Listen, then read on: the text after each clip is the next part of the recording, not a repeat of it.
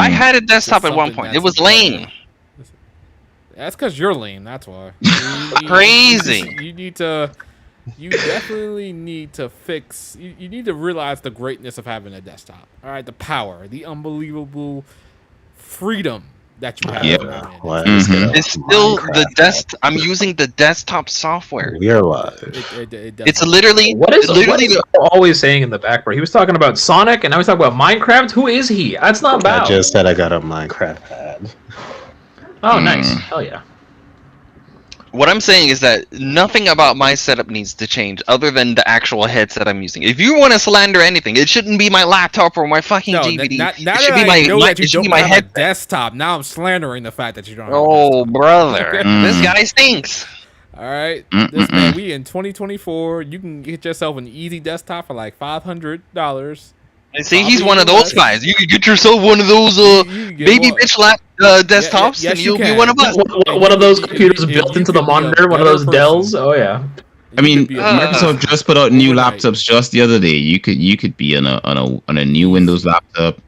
No, he needs a living desktop. That life. He needs a monitor. He needs an actual monitor. Like this man needs like a good 1440p 4K monitor.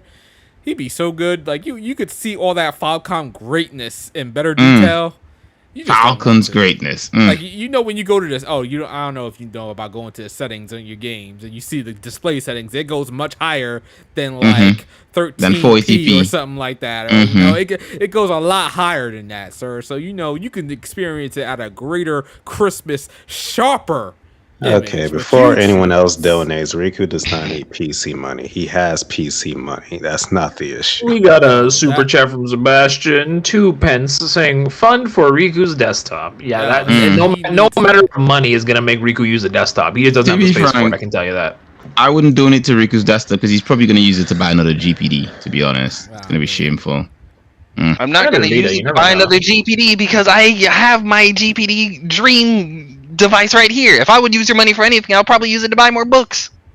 I feel like you need to somebody needs to gift you like a desktop, and then you need to lose it because I feel like you're not going to use your. How about I gift you? How about I gift you a knuckle sandwich?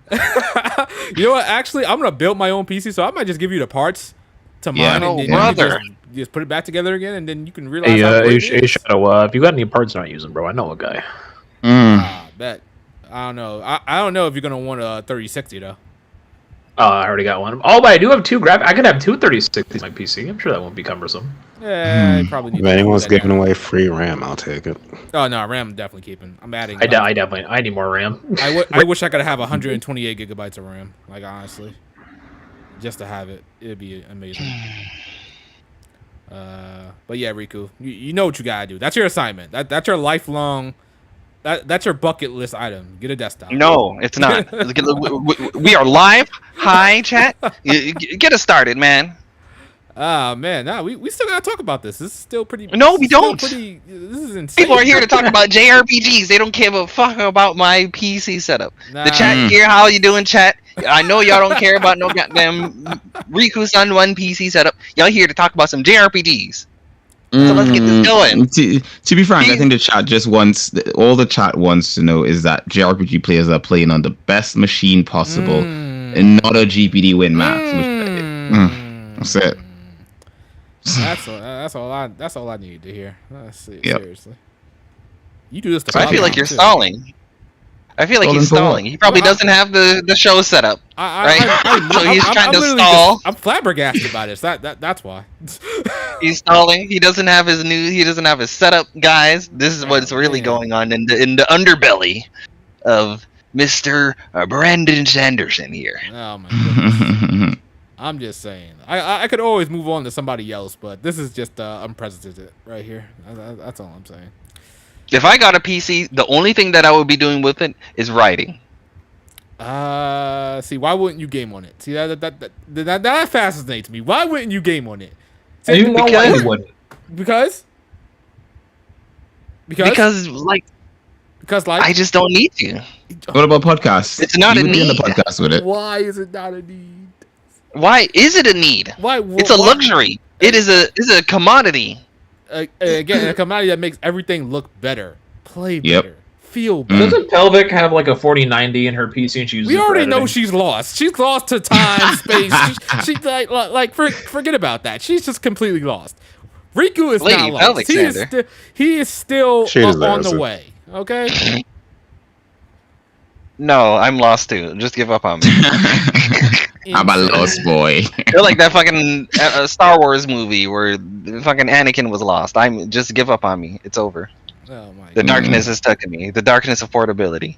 Oh my god. Portability just to play games on your bed, play games at your desk. I don't. Yes, I was fucking yesterday. I was in my bed with the PlayStation Portal playing that Trails Through Daybreak. Let's go. It was okay. You could still, if you had a you still had the WinMax, so you could still be playing it on your WinMax and still playing it on the desktop at the same time. So what's the why are people like this? I don't understand this. I don't get why people like this. Super chat from the boy Uni Warrior Thomas, that boy T Lynch, with the $5 super chat saying PC gaming, it's a need because it's just a need. Simple as that. What's the issue? Exactly, Riku. What's the issue? He needs it, and he needs it. Riku, I'll open your eyes one day. I will open your eyes one day. You gonna have to fucking deadlift my fucking eyelids open. Once you see those 8K furries he'll be in. I know, right? Like, he sees that shit in at least 1440p. Woo! This man's gonna. You giggling about furries, but when I loaded up YouTube to get over to here to detect the chat, I saw your boy Sir Lionheart. He was streaming. I think he was streaming Trails to Daybreak or whatnot. But he changed his avatar to a furry. What's that about? Is your boy a furry? What's going on with that? If he is a furry, I respect it if he is a furry. Oh, but if Riku's on one, you're a different case. You're a different case. All right, this is straight insane. I'm saying you trade. It's straight up racism that I'm using you instead. Okay? Insane. Because you're not part of the PC master race when you could easily be part of the PC master race. Easy. That's why it's racist. Chat, we all know this is unfair. They are bullying me right now, and nothing about this is right. Speaking of bullying, we got another super chat from Sebastian saying, speaking of needs, Q is going to need this to pay Bao. I don't know. I feel like, should we pivot from Riku and get a quick update from Q here about what's going on there? Do we need an update? Is there an update? I think there's an update. Oh, okay. Everybody listen. We got an update. Okay. The update is that I'm still playing Trails into the sky, so that's the update. Wow, that's rough. Can't even say the name correctly. No, that's the thing. Here's the thing, right? Let me just make it clear. There we go. He said the thing. Let's make it clear. Right? He said the thing. I'm that guy that waits for the last night of the exam and just pass it easily. So we've got months. I'm all right. It's about 5 more months in the year. I'm good.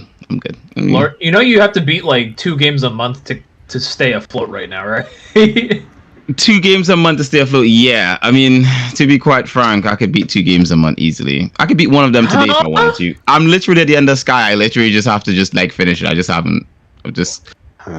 other things that I've been doing, so it's all good. All I know is that he supposedly loved a game called Mary Skelter, and he still that. So I don't know how he could do it for a game that he doesn't love. But hey, if Q has got faith in himself, I'll take his word for it. That boy Q is the equivalent of like a basketball player thinking, I'm gonna get this buzzer beater. 3, 2, 1, air ball. I'm telling you, know what? When here's what I want, right? Like right now, even my missus is against me. So here's what I want. I want everyone to turn against me and just assume that I'm not gonna win this, and then I surprise you guys. Kind of like how Spain just beat England in the. No, actually, everyone knew Spain was gonna win. Bro, she gonna surprise you with some divorce papers. You don't know what I'm talking about because you're from the States, but anyone who's from Europe or in the UK knows what I'm talking about, you know. So nobody, okay. Moving on. Damn. Yo, in the chat, anyone who's from Europe or in the UK, jump in the chat. Just drop where you're from. You know, you're gonna see Riku. It's gonna be a ton of people. Saying. Just to recap, already on points. 1, 2, 3, 4, 5, 6, 7, 8, 9, 10, 11 RPGs to beat by December 31st. 11 RPGs. Are you counting Naruto? Because you need to count Naruto. I'm not playing Naruto. That does 12. not count. It does Naruto count. does not count. It No, does that count. we did. We You know, did not agree to Daybreak that does one. count That's as a well. side You had a story. Daybreak, right? Yep. Okay. Naruto doesn't count though. We're not counting that. That's What, not Daybreak? part of the main. No, Daybreak is fine. I can do Daybreak. It's fine. What are you saying? Naruto doesn't? Can you though? Wait, isn't Daybreak part of the mainline storyline? It is. Yeah. Right, but Naruto isn't. No, Naruto. Isn't that like a side There's a story? good chance it will be No. in the future. From what Look, we're not people are counting saying. that one. When we originally lined this up, we didn't count that one. So we're not Yes, we counting did. That's the We crazy did part. not We count did. it. Yes, we did did. not count it, Riku. We did Yes. not count that one. Yes, we did. You just trying to fuck with me. I'm No, just saying. I'm we not. didn't count that one. I made. Nope. Here's the thing: when you guys made the bet, I made sure to say Naruto counts, and everyone was like, okay, and then y'all were so caught up on like You know second what? shit. You know what? Someone go back and find that episode where Riku actually says Naruto counts, because that doesn't bloody well count. As far as I'm concerned, that doesn't count. That's not part of the main story. Yeah, That's look like at a this guy. side story. Retromania literally says right there, Naruto's like 20 to 15 hours. It's the shortest out of all of them you could play. You over here bitching about it. What is the shortest one you can knock out? Lord. Don't worry, I'm knocking it out. Yeah, we got 2 super chats from the boy T Lynch. $5 saying, "Joke's on you. My eyes are always opened. Before I was Uni Warrior Thomas, I was Tia Lucario, which I consider my furry arc." Let's talk about it. Lord, people going through their And furries. we got a second super chat from T Lynch saying, "Funds for Q. Also, sorry Q. I'm from New Jersey." Ooh. Yeah, it's not Shout just out like to UK. Jersey. It's alright. It's Two alright. shots from New Jersey. It's alright. I don't quick question for everybody. Has everybody gone through a furry time period? No. Like where you actually like furries? Is Does it count if you like just like a wife with Lola cat bunny. is? Does that count as like no? like you know I'm the talking bunny about girl from anthropomorphic like freaking Lola Bunny. Lola Bunny could get it. Fucking Lola could get it. Fucking what's her name from Lion King? Nah. Or- What? She's not a furry. You know Riku. You Nala? Riku. You know Yeah, Riku. Nala, You Nala is not a furry. Bro, there is no way people were going crazy for Nala, bro. She gave you I'm the telling eyes you. once. People- That was it. I'm hoping not. People I'm were hoping not. people were, but she's not a furry. She's literally a fucking lioness. So, Like, there's no human features. You just want to fucking tiger. What the fuck? You literally want to fuck a lion. but isn't But that, would you though, but, like, Riku? Would you? They put their bodies on like No. humans, on like human bodies or something like that. It got it covered in fur or something like that. There was That's like fan a art. That phase doesn't when I between like ages like 8 and 12 when I was a kid when I was like into like Amy from Sonic, but aside from that, like no, I've never. Nah. Actually, you know what? That does count. Really? I did kind of like Amy from Sonic a little bit. Yeah. When you play Amy in the multiplayer, Sorry, not Amy. and her fucking you fucking up her skirt, bro. It makes it hard. I mixed it up. I'm sorry. I'm sorry. It wasn't Amy. It was Rouge, not Amy. Sorry, Absolutely Rouge. not. No, I hated Rouge when I was a kid. I went to a Rouge phase. I don't know why at you one why point. why is there so She much? reminded me too much of my mother. What? What? Is your mother? What? Elaborate further. Anyway, Wow. All right. So wait, what about Sally? Who's Sally? Sally Acorn? Yeah. from wait, was that Sally Acorn? Was that? Wait, no, that's from That's Sonic. Sonic Archie. No, I never did Archie growing up. I never knew anything about Sally. Okay, I'm just Ace trying to Breaker, I figure don't want to out- have this conversation. I'm just Just trying to like- figure you have out a if anybody phase? actually had a phase. Like I'm just Did like you have a face, Shadow? I had never understood it. I never understood it. Like why people would like these characters and like these characters that obviously have like animal faces, but then put like freaking human bodies on them. Like it is weird. Here's the thing, right? If people can fucking jizz over In the evenings, it goes down to like 28 Celsius, but we ran a heat wave, and then we had massive flooding issues again, and now we're back in heat wave. Bloody stinking hell! It's like here right now it's like 14 degrees. Some kid got washed into a ditch the other day, and they're dead. Rest in peace. Serious? Are That's you back amazing. up? I don't even know. Yeah, what day was that? Slow That was Thursday last week. We had a big flood, and yeah, it was like flash flooding, and some kid, I think like she was 14. She got swept away and then drowned and died in a ditch in town. crazy. I just finished a Daybreak mission that was that. Yo. Hey, we're back live, and we have another super chat from T Lynch. Yes, my OC was a form of Lucario and retconned it to be a shapeshifter alien. Was tired of being a furry. Plus, my friend suggested making an original design. Exactly, furries are so 2028. Like, bro. Like, come on. 2028. Huh? Or so 2008. Yeah, close enough. Anyway. Huh? I think Blake has a plan for when he's in 2028. You know, he's going Did y'all ever Yeah, play he's Sonic the foreshadowing. Hedgehog while listening to Linkin Park? Yeah, me neither. Anyway. Listen, I don't know what happened, people. It seems like the heat got to my one of my power lines, and it made the power go out for like a split second. I had to wait for everything to start. All that desktop charging up all the power in his house, Yes. kind of sucked up. Yeah, all we need all crazy. that power, sir. You wouldn't know anything about that because you on portable life. You need to play it on your bed. You make me sick. Hey, as long as I can keep my lights on, okay. Sometimes It's crazy. That's the price you gotta pay for power. All right. Yeah, I don't know about that. The price that you don't gotta sound pay like for greatness. That don't sound like a good trade to me. All right, that's what I'm Have your saying. fucking power going down. Sometimes the power, sometimes they can't handle the power, so that's what happens sometimes. All right. But yeah, chat. He's on a goofy right now. We back over here. Thank you, Uni Warrior, for the super chat. Sorry about that, guys. Didn't mean for that to happen. Hopefully it doesn't happen again. But if it does happen again, we're probably gonna have to look into rescheduling because we didn't. Did you just say if it happens again? Is this supposed to be like a normal thing? Has this happened before? I'm thinking what happens is what happened when the power goes out is that something went wrong, something failed, so the backup power is on right now. Mm-hmm. So what could happen is the backup power could go out, and then we truly gotta wait for like PCENG or something like that to get their asses over here to do something. So hopefully the backup power lasts if it is on backup power or if it's just restored. I don't know. Do you have a laptop? Playing Daybreak, so I have a laptop, but nothing is like set up on it. Because I was just saying you could just go to like a McDonald's or something and you get I mean, I'm sure it would be easier for him to give one of us this fucking stream key than for him to go to a fucking McDonald's with a laptop. But I would never stoop so low as to go to a McDonald's for Wi-Fi. I would safely at least say go to I'm a above Starbucks. that life. All right. He's gonna sit in his car outside the fucking Walmart. Then you would definitely need a fucking portable PC setup, huh? Crazy. Bro, can you imagine doing a podcast sitting down like on one of those benches in Walmart, like just sitting there and just having a whole ass podcast while people are shopping in the background? Like, what are they gonna do? Tell you to leave? Like, What'd they do? we're in a mall. I mean, hey, it's a public property. You can do whatever you want during operating hours, bro. There has been some crazy stories about people doing stuff at Walmart, so that wouldn't surprise me.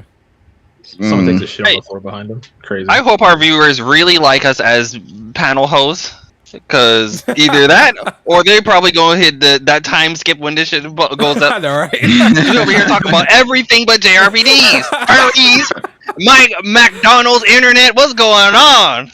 Yeah. You know what's crazy is when I upload to like the podcast stuff, I literally just cut this stuff out, like the beginning rambles out. Insane. That, basically, people who are alive are getting this exclusive. Yeah, This is the exclusive about shit. furries and McDonald's internet. we call this. I hope you love your exclusive content. Yo, hey, man, I'm just saying. Like Nightwolf said, get that 4 for $5 deal at McDonald's, man. You know, people. McDonald's like can be kind of sus, to be honest. I once saw a guy take a piss while sitting out in front of a McDonald's while eating at the same time. That's crazy. Yeah, who would do that? Not me. Anyway, there's a place called Slough. You know, it exists. You Either Google way, it. Shout out to those McDonald's fries. They're the best in the game. Yes, sir. They have gone undefeated for They're years. top tier, but not best. yes, sir. Wendy's is the best, isn't it? They Wendy's are is top Whoa. tier, but Wendy's has great chips. The best is lying to themselves. Wendy's used to be top tier. They are not top tier anymore. With the skin on chips. Oh man, I've No. not had Wendy's in years, but They don't the have last that I over remember here. We have fucking sea salt fries. That Ugh. shit. Okay, I will mid. admit. I will admit, like when Wendy's first got their sea salt fries, that shit was great.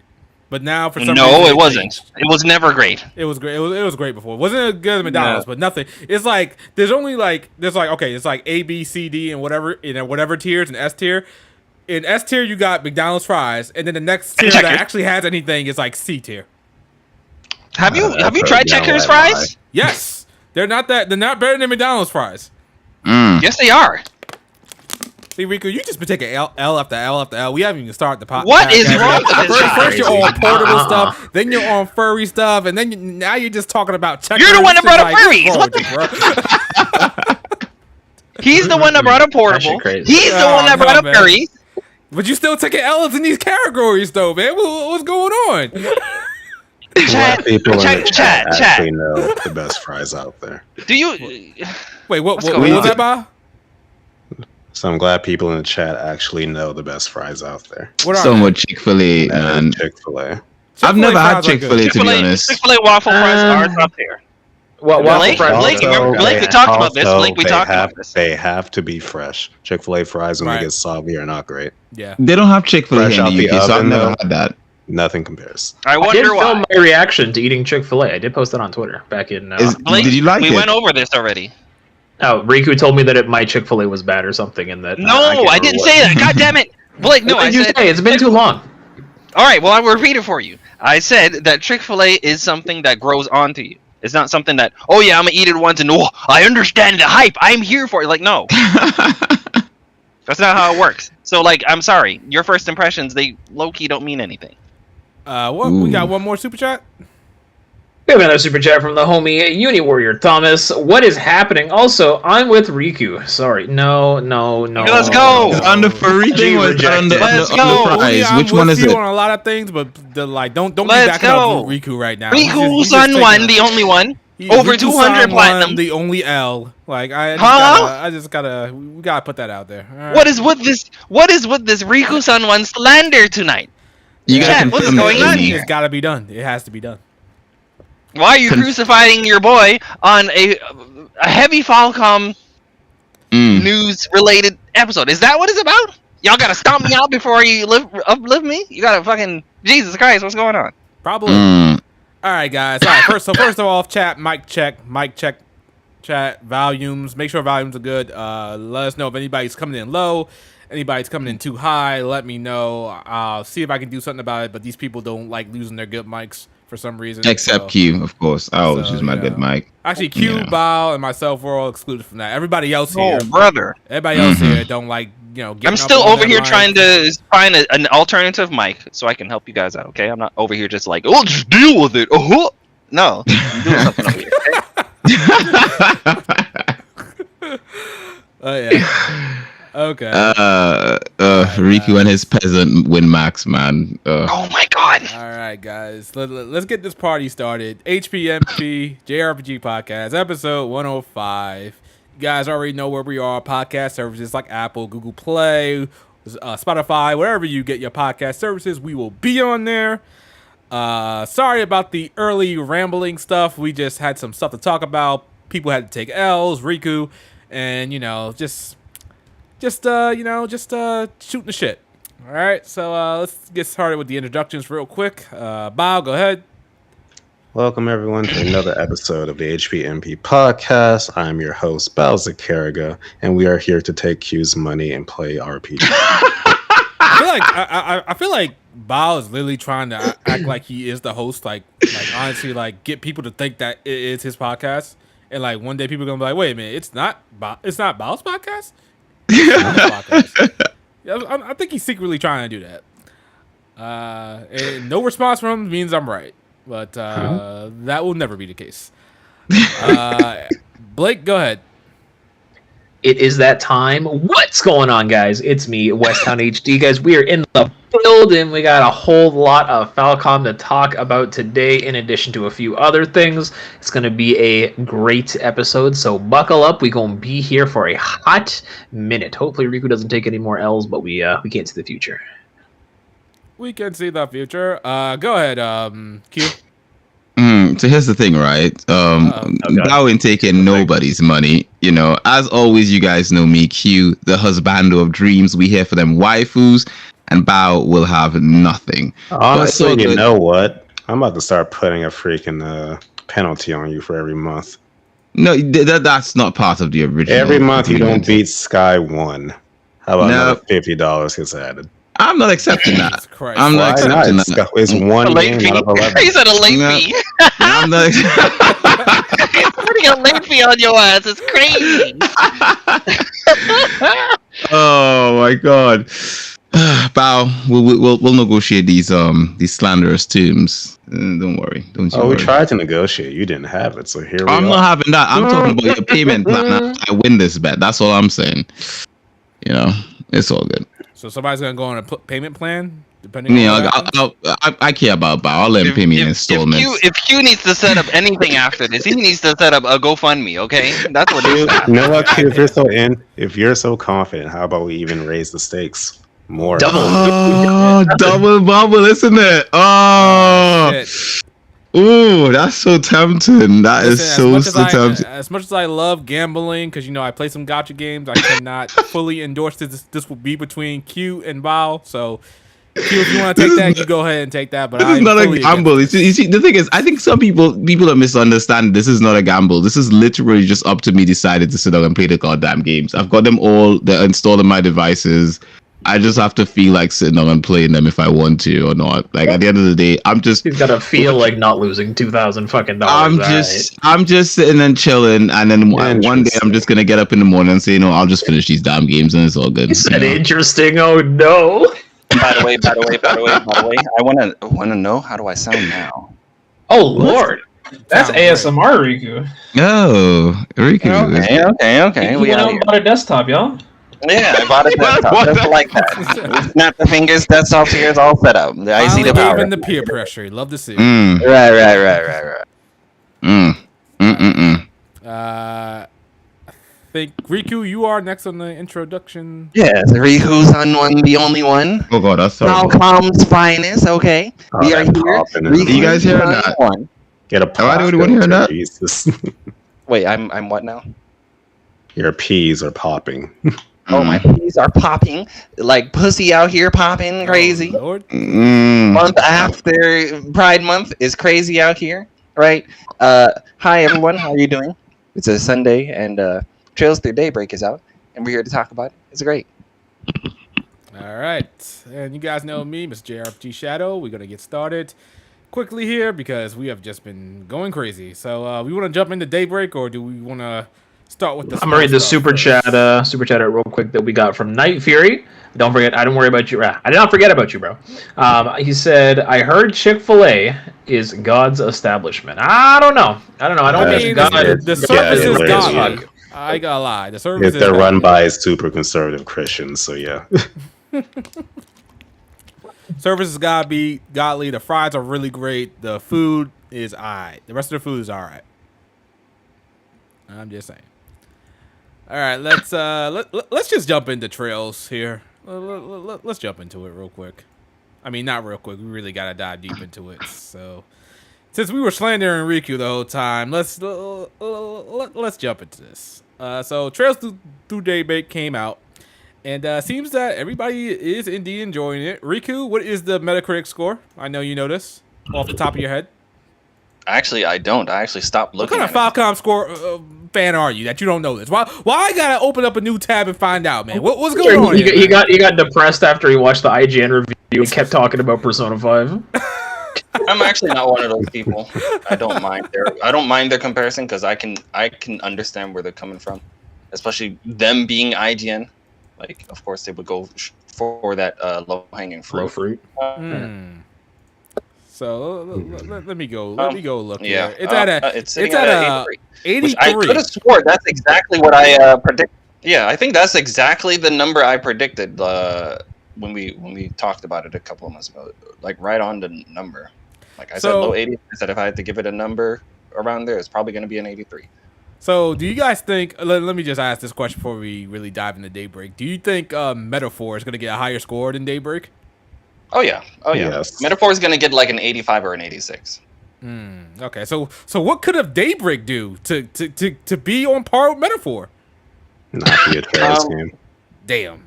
Yeah, I think that's. Literally be made by Atlas. Atlas could put out the same game, people would froth at the mouth for it. So y'all really think if this game was made by Atlas, it would have had that 86, 87? I do think name recognition plays a part. Yeah, look at FromSoft games.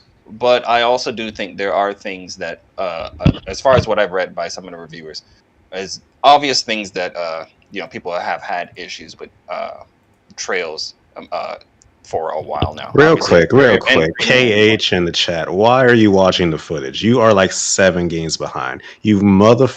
And I don't want to hear no whining about you being spoiled either. He said, "Is that a Kone alias? Crazy." So basically, if your name ain't Atlas, you ain't getting no high scores. All right, fair enough, I guess. You know. Well, I mean, Square. You could say Square as well. I mean, Square has a lot of name recognition. Well. I could have sworn like DioField Chronicle, Triangle Strat don't get these high scores. Maybe Triangle. Well, DioField bombed. Triangle Strategy, I'm pretty sure it did get a high score. Yeah, I think Triangle Strategy got a high score. DioField, I thought DioField got like an 80. Did it? Let's go check. I know that shit went 50% off in like a few weeks after coming up. That shit barely holding at 70. God damn. Yeah, we sell it used at GameStop for $10.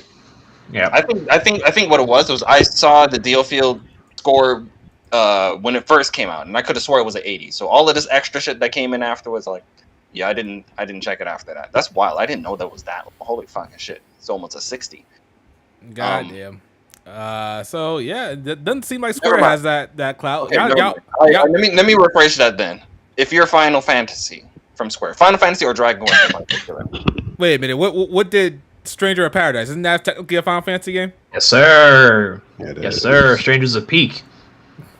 Whatever that was, it was. That was my first Final Fantasy Platinum.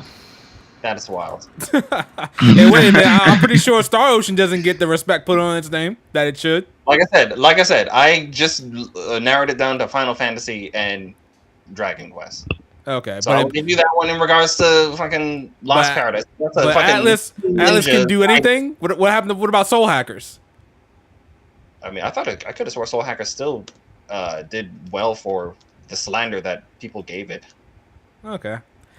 I think it got moderate reviews, if memory serves. It was just the fan base that slammed it. Honestly, I don't think any Trails game could ever reach like a high score, like a really high score. I don't know why. I just don't think it can. You mean with a lot of reviews behind it, right? Because there are 2 Trails games that have a 90 on Metacritic. Which ones? One of the Crossbow games on PC has a 90, and the PlayStation 3 version of Cold Steel 2 has a 90 on Metacritic. Okay, now I don't know why you're coming in low, but I'm gonna let that go.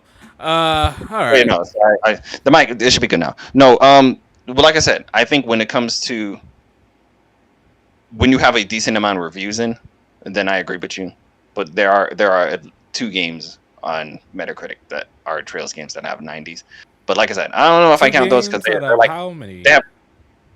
Yeah, well, like I said, I still wouldn't even count those because they have like 5 reviews on them each. So. Oh, okay, yeah, then okay, yeah, no, I wouldn't count those.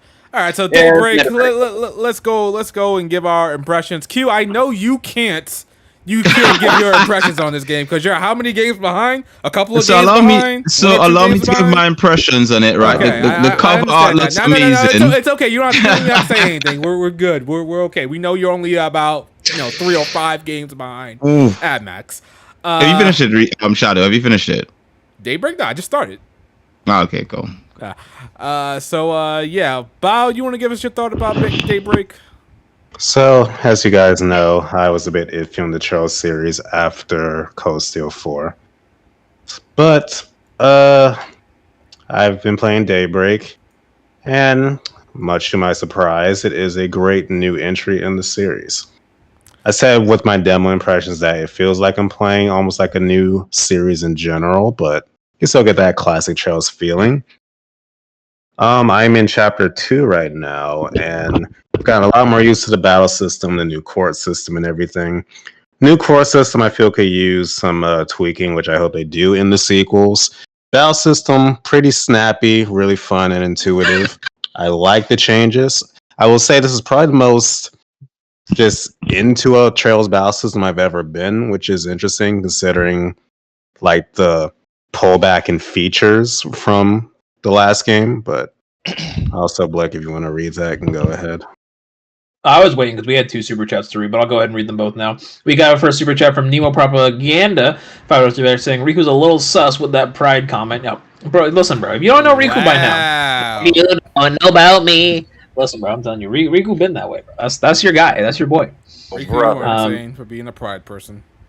Well, wait. No, Shadow. What are you anyway? Yeah. I'll take that back. Okay, anyway. And then we have a massive, as usual, the super chat from Cranberry with a $50 donation. Saying, y'all ninjas back. Also, I think a series like Tales are just too niche to get high scores because they don't appeal to the masses. I don't know if you meant to say Trails, because I feel like Tales was a bit more mainstream in comparison to Trails, but you probably definitely meant Trails. But yeah, I kind of agree with that. It doesn't have like mainstream appeal. Like you still gotta get like a select people to get into it. It's hard to get a series with so many entries and so many like continuations that you have to play the previous entries, which we're gonna talk about that later. But yeah, I feel like Trails is limited, and maybe that's for the best because you may not want your favorite franchise to go mainstream. Maybe, I don't know.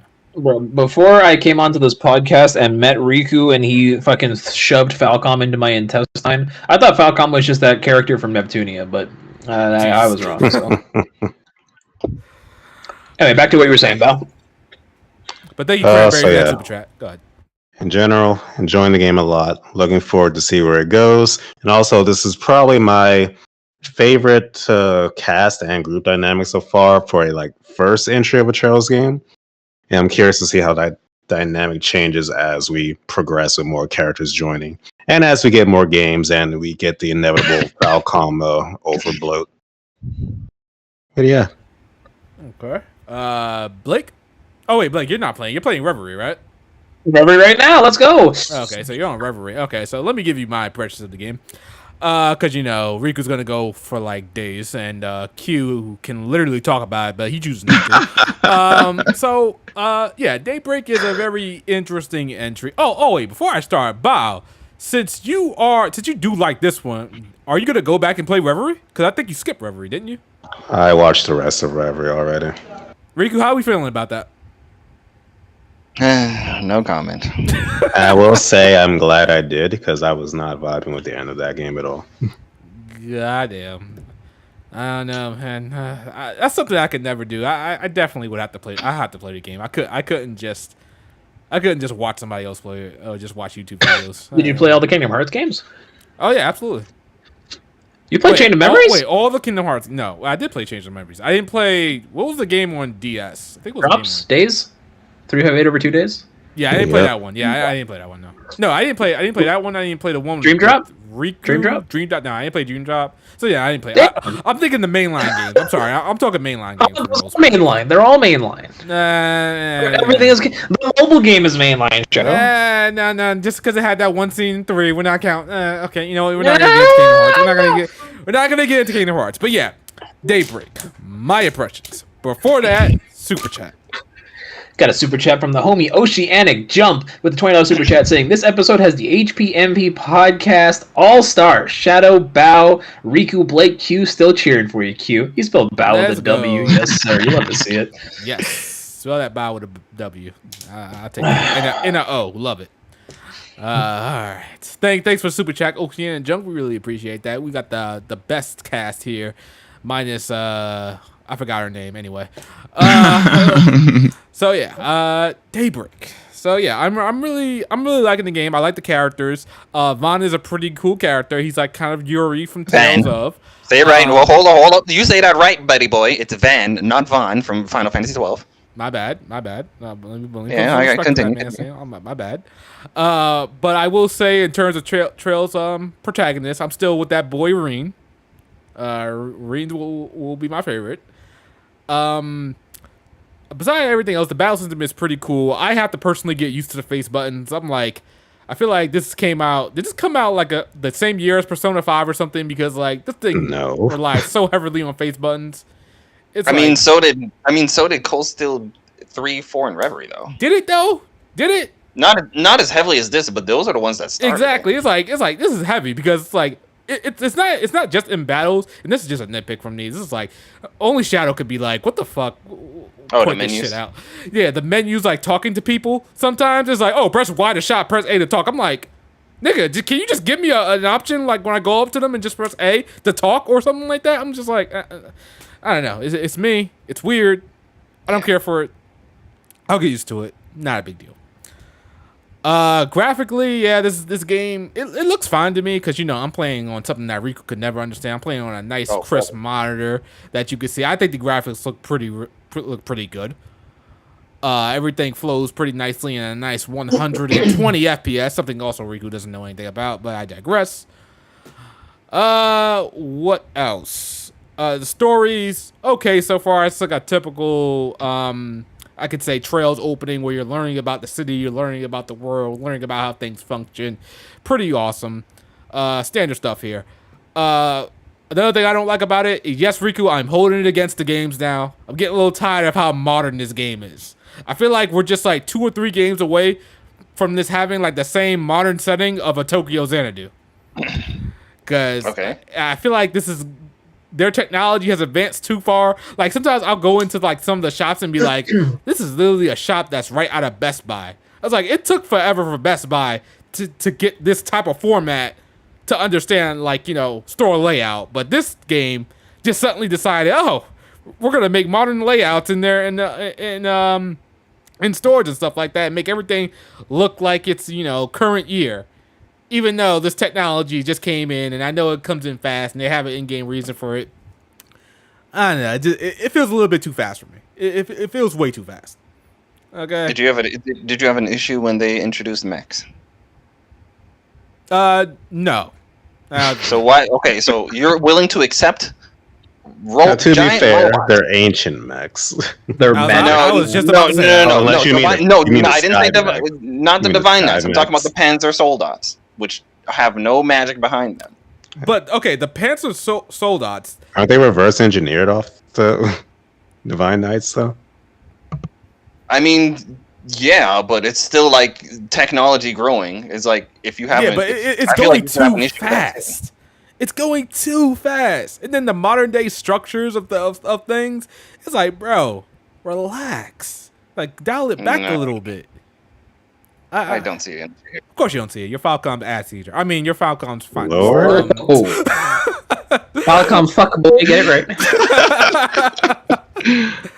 But nah, I'm surprised with the cell phones. They don't have like touchscreens by now. They still flip. So we'll probably see that in Daybreak too with a new random model or Zypher model or something like that. We'll probably see it there. I don't know. They've been using flip phones since Cold Steel 1, so I don't know about that one. Oh, okay. All right. But yeah, it's something that irks me. But overall, it's like this is pretty familiar. I will say I have to get used to. I think it happened in Sky 1 and 2, where you have to set up certain quartz to get a more powerful quartz, and then you have certain plugins that you can use for anybody to equip any skill or magic skill that you want. Different, but I have to get used to doing that. I'm still in the early goings. I would say this is not a good starting entry. I'm going to tell people that right now. I don't think this is a good starting entry. What do you mean? NIS told me it was. Listen, NIS is going to tell you what they need to tell you to sell you on the game. And that's their prerogative, and I don't have anything against it. I'm not going to sit there and shoot them in the foot for that. I will say there's a lot of returning characters, more than I expected, but they try to set them up in a way to where they're like, oh, we've never seen these people before. I mean, when I ran into that guy in chapter 1, I think we know what guy I'm talking about. I'm not gonna spoil it, but I was like, oh shit, it's him. Where has he been this whole time? So it's like, listen, guys, listen, chat. Let me tell you this: you get one Trails experience. You only get one. You don't get multiple. You don't get to start here and start there and get a different experience. No, you get one Trails experience. And unfortunately, if you ask me, you gotta start from the beginning. You have to. Okay? I understand Sky 1 and Azure and Zero. He already drilled in, guys. He's already drilled into me to getting a PC. So I'm assuming he's telling you to get a PC to play Sky. Hey, you might have to. I mean, honestly, PC is the only place you can play all the Trails games. Otherwise, they're segregated on console. Yep, and I'm sorry to tell you guys, but yeah, you gotta do some work. You did some work, but in that work, you will love every second of it. I promise you. If you take the time, you understand that these are slow burns. You take them. You take that time. We know somebody that's going through it right now, and they're taking their time with it. So be like that. Follow that person's example, and go through these games the right way. I would love to tell you to play the latest games, but I can't. I can't personally do that. If somebody else wants to tell you to, I'm not gonna argue it against them. But me personally, start from the beginning. Anyway, Riku, before you take it away, we got one more Super Saiyan 3 Super Chat. Yes, sir. We got a super chat from the homie Ricardo Belmont saying, whoa, Twitter aggressively told me I can start anywhere. Yeah, no, Twitter didn't lie to you, bro. You can, listen, there's this great game coming out in January. It's called Daybreak 2. Ignore the number 2. It's got no relation. Listen, I was seeing a lot of things on the timeline. I was seeing that a lot of people that made Daybreak videos, they were all like flirting with the line of, can you start with this game? And I'm just like, yeah, you could put that in your title or talk about it to get views and stuff like that. I get it. But let's just be honest about it. It's really like a double-edged sword. Like, we would love for games to keep continuing like this, but it's such a double-edged sword to have a game. Yeah, because of the attention span. Yeah, I honestly don't like. I'm trying to think of like IPs that, because even like Zelda, every single Zelda entry is like a new thing. Like they are all like reminiscent of each other, and you can feel like some connections, but it's never direct. Exactly, like Tales, Final Fantasy, Persona, Shin Megami Tensei. It's like you could mainly just jump into these games. The age-old question, do I have to play this game to play this game? It's always no, jump into this game. But with Trails, I would be a little bit reserved and say, nah, you can't do it. We don't even really see a whole lot of trilogies anymore. Like sometimes we'll get duologies, but trilogies are like very few and far between. Exactly. I don't think we'll get a third Alan Wake game, but I didn't think we'd get a second Alan Wake game, so who knows? I mean, I guess Resident Evil's still long running, but I mean, normies will tell you that none of the game's stories matter. So, and people like Riku need to actually play Resident Evil 3, but I digress. The PS1 version, but I digress. Or the GameCube version, or the 64 version, or anything that's not that remake. But I digress. Please, go ahead and we got one more. Got one from the boy Ace Pussy Breaker with the $2 super chat saying, start with Kaino, Kiseki, say less. Yeah, of course. I love space. They're going to space in that one, right? Yeah, astronomy. Don't start with Kaino, Kiseki. I actually had to mute Kaino, Kiseki on my X feed, on my Twitter feed. Oh my gosh, did you get spoiled like in a few days ago with the new characters? Yeah, it was getting out of control. Oh my gosh, I was so mad, bro. I was like, I don't even see Falcom shit on my timeline, but one motherfucker quote retweeted it. Didn't even spoil it. Anything like, oh, I'm so happy that blank is here. I'm like, fuck you, dude. Yeah, it's like, bro, I'm done. Had to mute that. It's funny because that's how Falcom sells their games to old people. The thing is, I can understand if you're like a Japanese fan and you're posting this stuff. I get that because you're all caught up probably. But unfortunately, me being on the western side of the world and us being so far behind, which we're not that far behind anymore. Now that I think about it, but we're a couple of years next year. We could see it next year. So, yeah. So, Riku, go ahead. Give us your thoughts on Daybreak. And, try to condense it, but, 3,000 words or less. Yeah, you know what? Yeah. Please. 5 pages or less. We don't need 20 page. We don't need a 20-page essay. Trails Through Daybreak is very fun. I love it a lot. It's been a while since I played a first paired Trails game, so I'm remembering that these games are mostly about introducing the characters, characterizations, and a bit of character development when you get them, and a lot of foundation building and a slow burn that comes with it. With all that being said, I think in regards to the execution of a first paired Trails game, this is arguably the best one. I love all the characters so far. They're all very, very good. Man, just this is obviously my game year. I don't see anyone. You didn't play a lot of games this year, chat. To be fair, even if I did, this would still be the case. So let's keep it real, right? So it's like a Falcom game for him, chat. A 4-year-old game is his game of the year. Love to see it. I mean, Lady Pelvic has fucking Mario 1000-Year Door. Hey man, listen. I told you why that shit won't fly. But anyway, that's her opinion. She can have 1000-Year Door. A fucking, what was that, a Nintendo 64 remake? Jesus, GameCube, whatever the fuck. All right, if you could have a GameCube remake, I could have a fucking this game. Point is, I love it. It's great. Obviously, the typical Trails nitpicks or gripes are still there, right? It could definitely use a lot more voice acting. What else? Yeah, sure. The graphics are. I feel like the graphics are what your typical anime JRPG, that comes out these days. I feel like it's around where that is at. I personally don't think it's that big of an issue to complain about.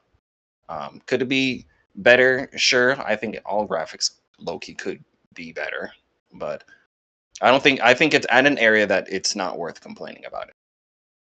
I'm interested to see if Ys 9 is gonna beat this for me, because every fucking chapter in this game just gets better and better. They keep on outdoing the last chapter. I thought like, oh yeah, that chapter wasn't as good as the previous chapter. I haven't felt that way yet, but yeah, man, I love this game. I may have to rearrange my top 5 favorite Trails games because this might be in there. That's all. So we want to touch a little bit on the voice acting. What is happening here? Because I would prefer, even if you don't have a scene that's voice acted, or not be voice acted at all, to you come into a scene, it's not voice acted, fine. But all of a sudden, for a character to start talking voice acting and then to just stop mid-sentence, it's so annoying. It is so freaking annoying when it happens. I have two theories. I have 2 theories as to what their mindset is in regards to what they decide on what gets voice acting and what doesn't. One of them I feel is probably a bigger reason, and was the original reason until it started randomly. They started randomly talking and then stopped. The previous reason in the previous games that had voice acting, so Cold Steel 1 all the way up to here, was that usually when a new character is introduced, they have voice acted lines and it'll stop. And I feel like the reason it stopped is because obviously what Acebreaker said, yeah, budget. But I think another reason is the reason they even voice acted it in the first place. Because some people are like, man, you should have never even voiced acted in the first place. I would rather. I think my boy Recon, he did a review of Trails to Daybreak, and he was like, I would rather you not voice act it to begin with than to start it with voice acting and then take it away. So I'm only explaining why they even started and then stop. I feel like that's because they want you to at least know what the character's voice sounds like. I've been watching a lot of people play Trails on stream, and from what I'm seeing is that damn near all of them will read out all of the text lines and they'll voice act it themselves. And with the character being introduced and then telling you how they sound, it seems like I'm seeing them replicate how the voice actor sounds when they start doing it themselves. When I read anything and I know how a character sounds, I hear their voice in my head. So some people, that's the same case. Some people, they only hear their own voice when they read everything. But I think that may be the reason. They at least want you to know what the character sounds like, so when you read it in your head, you know what they sound like. Another reason in regards to the whole, they started in the middle of something that wasn't text and then they just stopped. Usually on those scenarios is usually on like pivotal scenes, like something very important happens, so they'll voice act it. But then I guess the stuff after it isn't important, so we're not going to voice that. That one I have a gripe with, and I agree you should have just either voice acted it all or not at all. There are other points, like I think it was the end of chapter. It was either the end of chapter 3 or the end of chapter 4, where it was literally like a half an hour worth of voice acted cutscene. So I'm like, okay, so this is where all the voice acting is at, in this half an hour cutscene, which the entire thing was engaging and good, and I'm glad it was voice acted till the very end. But it's just like, yeah, in a perfect world, the entire thing would be voice acted, or at least majority of it, like a Persona or whatever. But yeah, I guess it's just something we're gonna have to deal with if we want these games to exist the way that they are. Yeah, I understand the gripe though. I understand the gripe. I'm not going to defend. If anyone holds it against the game, I completely, I agree. I agree with the gripe. I'm not going to take that away. You're finally taking the Falcom, your tongue out of Falcom's. I mean, Lord. But yeah. But I'm just like I said. I was just explaining why it exists. I agree with the gripe. If anyone takes off points for it, I agree. I agree with you in regards to taking off points for that, because I feel like that's something they should put more budget into. I don't care if they have a shit ton of entries and they're trying to make a return on it. I feel like over time, these games will make a return. For every fucking day, I see someone new. I've never heard of this franchise before. I should get into it. And now, obviously, what the next thing they're going to say. Could I start here? Point is, they usually do start, and that's they play. You get your fucking games. You get their money out of them. So I'm saying you're going to make your money back eventually. So I'm like, how do you guys feel about maybe paying for a voice patch?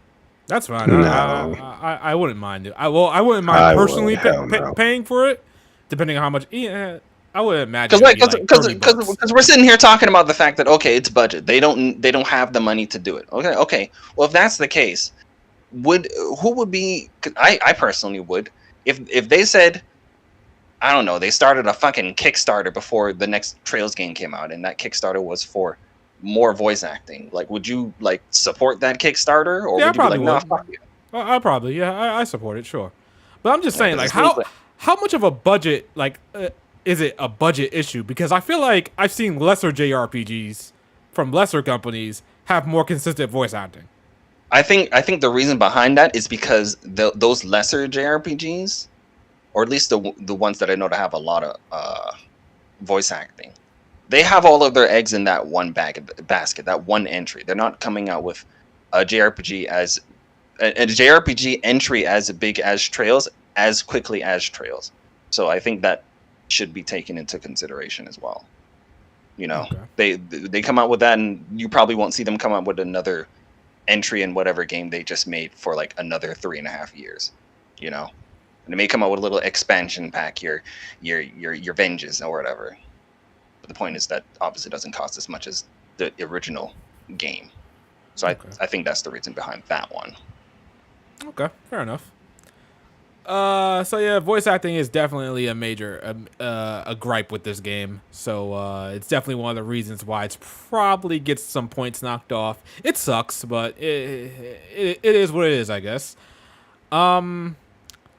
Let's talk about the balances real quick. I think we talked about this a little bit. I want to ask you, in your gameplay, I see you're not using the action at all. Oh hell no! Exactly. That's what I was just about to say. You are screwing yourself over. I probably should. I know I probably should. I was like, I need to stop doing this. But every time I see an enemy, I just press the X button. I'm like, or whatever the button is to start battle, because I'm like, I don't feel like doing this whole fake just button mashing thing. But I gotta do it. I gotta do a little bit more before I actually complain about it. But yeah, how are we feeling about this hybrid type of style? I at least appreciate the fact there's incentive to use the real-time action, since it gives you bonuses in the turn-based section. But I personally feel that I would have preferred it just being straight-up turn-based. Exactly. What about you, Riku? Okay, in regards to the overall gameplay, I think it definitely has the potential to be the best iteration of the Trails gameplay thus far. I still think right now Reverie has that. Outside of its balancing issues, we're not going to talk about that. But in regards to the gameplay mechanics that are there, I still think Reverie and Azure have that, and maybe Cold Steel too. But this one definitely has the potential. I could see Daybreak or Kai beating the best based off of what Daybreak 1 here has set up, because there's a lot of really good stuff here from a foundation standpoint. In regards to the action gameplay, I'm glad I knew going in that it would be what it was. I would have hated going into the action gameplay thinking that it was going to be on a Tales of Grace's F level, because obviously that would be disappointing, because If you don't know by now, you have an attack string, you have a charge attack, and you have a dodge. That's it. So it's like, when you take that into consideration, and I could have swore I told everyone here before going into it, don't take the action base seriously. But also, I don't think, like what Shadow's doing here, as soon as he sees an enemy, he fucking releases his shards. I wouldn't say don't use it at all. I do think that it definitely has a purpose. Previous Trails games, usually when I go into a boss fight, or I know I'm about to go into a boss fight, usually I would prefer to go into a boss fight with all of my CP for all of my characters. So that brings into the question, if you're not playing one of those Trails games where you can fast forward to a fucking shower and fucking Blake your way to whoa. I'm not part of this conversation. Keep my name out your fucking mouth. If you don't have that option, you're going to have to build CP the old-fashioned way, which is get into a random encounter, not use your fucking crafts, and just either attack the enemy or use arts to build up your CP so that you have 200 CP like you wanted going into the boss battles. And that's always been a way that is, it could be done better. It could be made... Like, yeah, that's when people, I would say, okay, use fast forward in those times. But it's like, obviously, Daybreak, the only reason one of the main reasons action even exists was because they were trying to speed up the tempo on certain things. So, like, the action side of it, I feel like that's the best time to build CP. Like, when you're trying to build CP for characters, that's what I use it for. Like, I'll run up to an enemy, I'll start attacking them to build it up. It'll build very quickly doing it that way. Another thing that I see a lot of people when they play the action, because I feel like I've watched basically every fucking gameplay online that streams people that are playing fucking Kudo. First of all, they don't fucking lock on, right? That's one thing they're not doing. But I mean, to be fair, I don't think even the game even told you there was a lock on, so that might be an oversight on their part. Yeah, there's a lock on. Secondly, in regards to the dodge. I think the just dodge system, which they obviously brought in the ease team to handle that, the just dodge system is really satisfying for me. Like, so if I'm in front of an enemy and I'm attacking them and I'm locked on and an enemy is about to attack, and I do the just dodge system, which instantly fills up the charge meter so that you can go straight into the charge attack, which will stun them. That still, as of right now, I'm already 100 hours in, and I'm still doing that gameplay loop. It hasn't gotten old yet. In regards to just doing it for 100 hours. Go ahead. Point is, it hasn't gotten old yet. With how bare bones it is, because I will agree, yes, it is bare bones, but that doesn't necessarily mean that, at least for me, it has gotten old in like the first couple of battles. At least if you're I feel like if you're playing it the way that it is intended, a lot of people I feel like the way I see people using the action, they'll just go in there, they'll slash away, and they'll dodge whenever the fuck they feel like it. They won't just dodge, so they don't even like do that mechanic, even though the game says, oh yeah, it exists. They'll just roll when they feel like it, and they'll just attack away. And since they're usually playing on normal mode, enemies fucking die in like a couple of hits, and they're like, oh yeah, you're basically playing a Muso game at that point. And it's like, the enemies don't die in a couple of hits here, even on normal.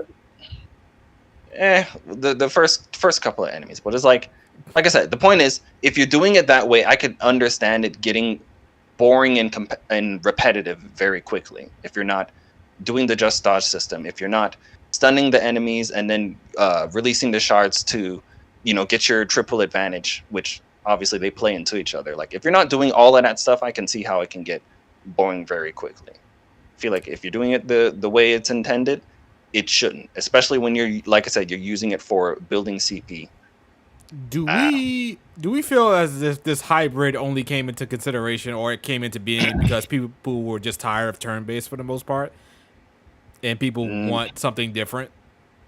Not necessarily. As far as I heard, the reason it exists was because when they were taking criticisms to whatever the gameplay was, obviously the biggest criticism you hear people say is that at least the previous Trails games, its turn-based gameplay tempo was slow. and they wanted exactly. it to speed up, right? Which is why they added turbo mode, which everybody knows how I feel about turbo mode. I don't like people that play on turbo mode 24/7, like I seen Shadow here do. I just play using the turbo mode a little too much. To move around, I use a turbo mode, and maybe if the enemy is going, I use a turbo mode. Okay, you're using the turbo mode just a little bit too much. Like you're not even even Bao said like, okay, I don't see myself using turbo mode that much in the turn-based gameplay. I see you using it for like. The enemy attack, enemy attack. No, you attack. You won't even let the regular attack animation do it in its regular speed. Like Jesus Christ! The point is, turbo mode. The action was supposed to be that replacement, Shadow. Like I'm like watching your gameplay right now, and you're using the turbo mode on like an enemy. You see an enemy, you go into turn base, and then you use turbo mode. I'm like, I could have swore that was one of the main reasons why they added the action. Like that one enemy, you could have just slashed him away and killed him. All it is turbo mode, turn based stuff. You didn't have to do none of that. So I feel like I feel like you're like kind of missing the point. I can just like hit once or twice and they're dead. No, I'm saying you can hit them a couple of times, right? They're about to attack you. You just dodge. You fucking do the stun attack. They're stunned.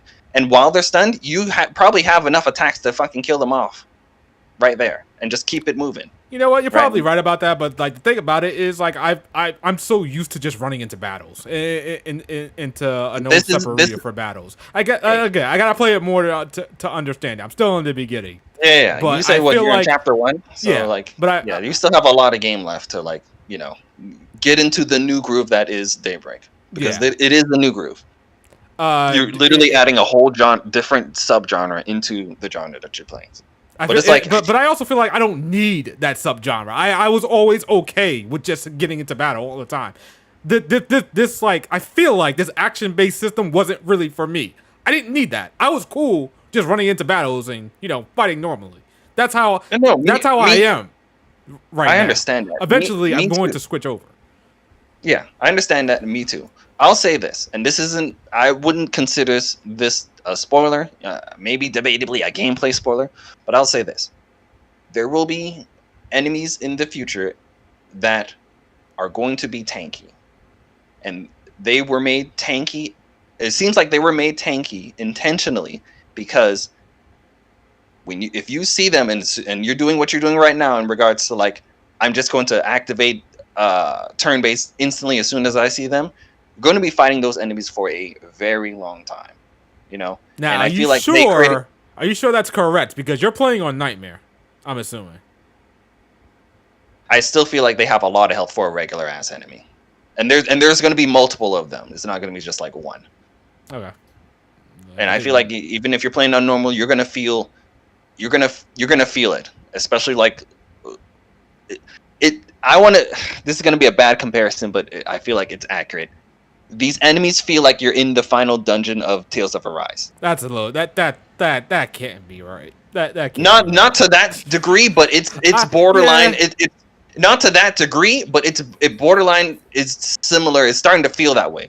And with me saying that, the only reason I'm saying that is because it feels like they want you to fight these enemies in action, right? And when you stun them, switch it to turn-based to get the advantage bonus. And while you're fighting in turn-based, it seems like they want you to switch back to action and fight them in action again. Get the stun and bonus again, and switch back and forth between the two. They want you to be using both, not just one exclusively and not the other. Okay, that does make sense, but I feel like that was never needed. We didn't need this. It was fine the way it was going in the trails in the Cold Steel games. Shadow. I understand what you're saying, but the problem with you saying this wasn't needed is it's a new feature. It's like that. You could literally say that about any new feature for any new entry for any game. No, you can't. No, you can't. You low-key can't. You can't. No, you can't. You low-key can't. The point is, my point is, you're gonna feel it. We're gonna come back here, right? You're gonna get to, because I feel like the earliest you're gonna see is maybe chapter 3 or 2, one of those two. But you're gonna get to those tanky enemies, and you're probably gonna have to change some things up.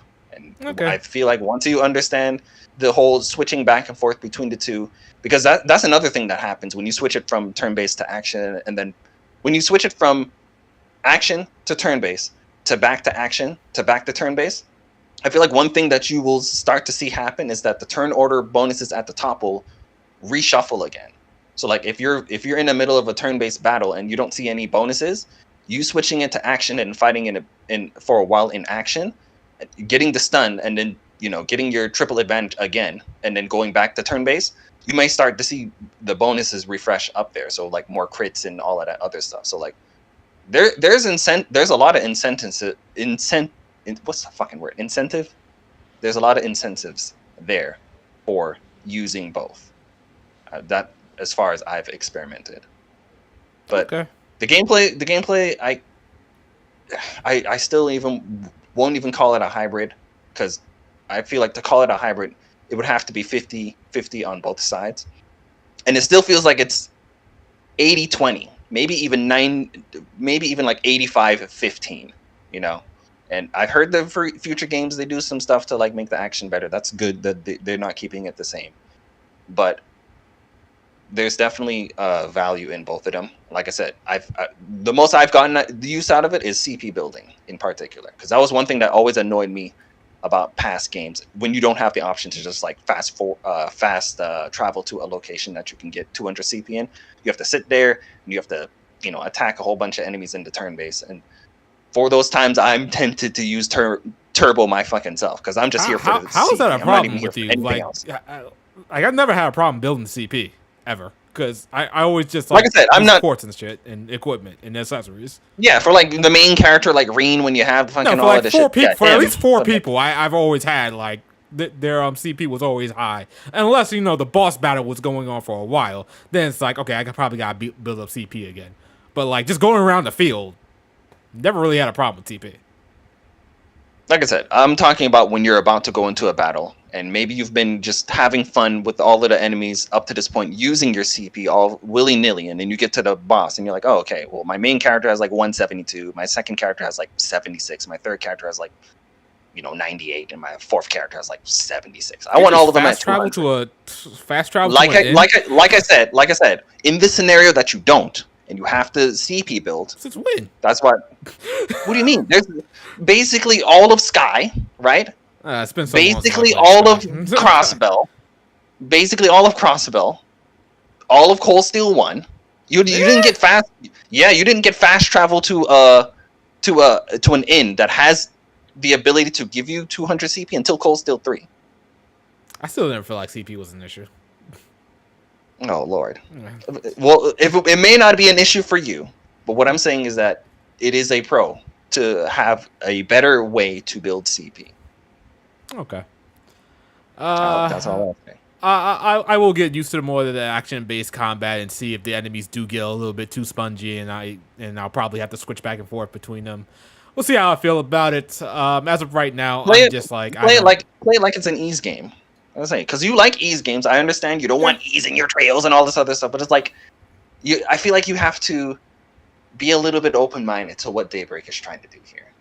I appreciate what they're trying to do. It's just like it feels like it's so intrusive to what I'm used to for trails. But okay, and this is remember, guys, this is the same guy back in Trails into Reverie that was like, you know what, guys, I think I'm getting kind of burnt out with these Trails games. This is the JRPG god that's saying that. And Trails is over here giving you a nice, fresh experience, and he's like, I don't really want to change things. You see how he goes, people? You see how the JRPG god is out here and don't want to change things. Tired of it. Was it exactly the battle system? But okay, whatever.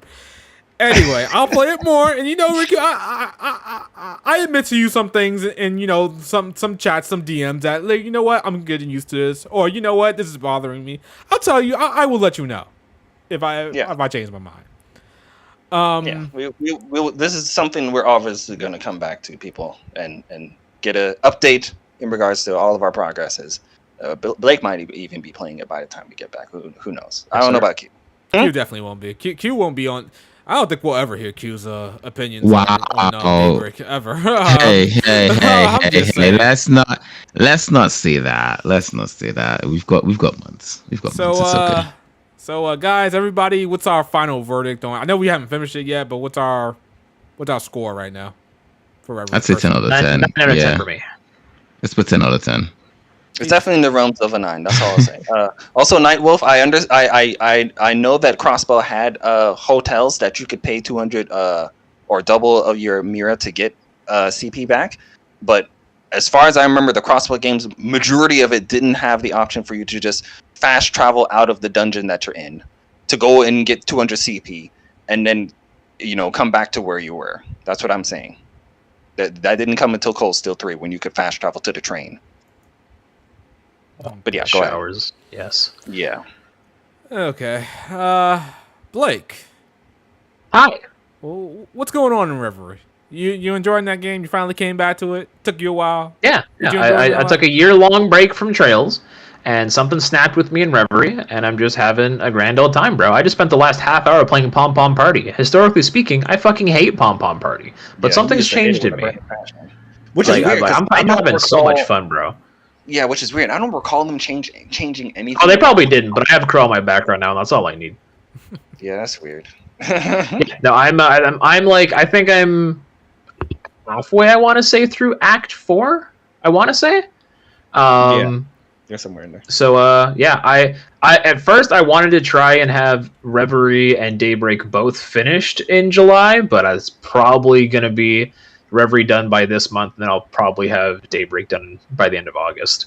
But either way, yeah, I took a long year break from Trails just because I felt a little burnt out, but I came back with Reverie, like I want to say a week and a half ago.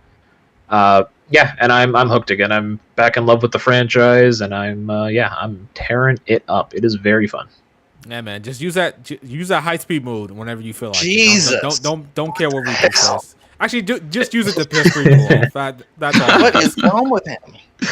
Who made you this way? Hey, man, tell Falcom not to put it in the first place, and we wouldn't have this problem. So, I really only be using it now. I'm like getting tired of random encounters not random encounters. When I'm getting tired of like encounters in dungeons, because I like the last few times I've been playing, I've kind of caught myself like forgetting to use it. Maybe it's because I played so much SMT5 recently, and you can't use speed up, and then I'm playing other JRPGs. But yeah, like overall, like there's like some attacks where I'll like use speed up, but I would say I'd say I'm probably using speed up a lot less in Reverie than I have been in any other Trails game. It's interesting. Q, are you using the speed up feature? Oh wait, you're not there yet. Okay. Yeah. I mean, the versions that he's playing does have fast forward. I mean, and I would be surprised if he didn't use fast forward when he says he's gonna fucking crunch time these games at the very end. Fast forward and what? The speed up option where everything and the launcher for Sky, you can set fucking Sky's like speed. Cold Steel doesn't have a speed up option. Huh? All of them do. Not Cold Steel. Sorry, not Cold Steel. Sky. Sky doesn't have a speed up option. Oh, it definitely does. Yeah, it does. Does it? Yeah, you have to configure it like from the Steam configuration tool or whatever. An old ass game. You can set what you want your speed up speed to. Like, you can go fucking crazy fast in that game. Don't give this man any ideas. I don't think speed up will help him. All right. So I think that's the Daybreak talk. Let's make a quick little pivot. Let me say one more thing about Daybreak. Using the different characters in the action also, I think makes it fresh again. Not all of the characters play differently, as you can know by Agnes and Van. One's long range, one's short range. All of the characters have different animations. And I felt it's fresh every time I get a new character and I use their action and see how their moveset plays. That's all I'll say. Okay. Let's do a quick little last thoughts of Shin Megami Tensei Vengeance real quick. Blake's game of the year. Blake, you definitely played it the most. What's your final impressions on Vengeance? Yeah, so let me tell y'all, when I finished the original 5 way back in 2021? Was 2021? Roughly, whatever year it was it came out. The ending completely deflated me, took the wind out my sails. I was like, that was really fun, but I feel like that was a fucking waste of my time. Not Daybreak. Shin Megami Tensei 5 Vengeance is like Riku said under his breath. It is currently my game of the year.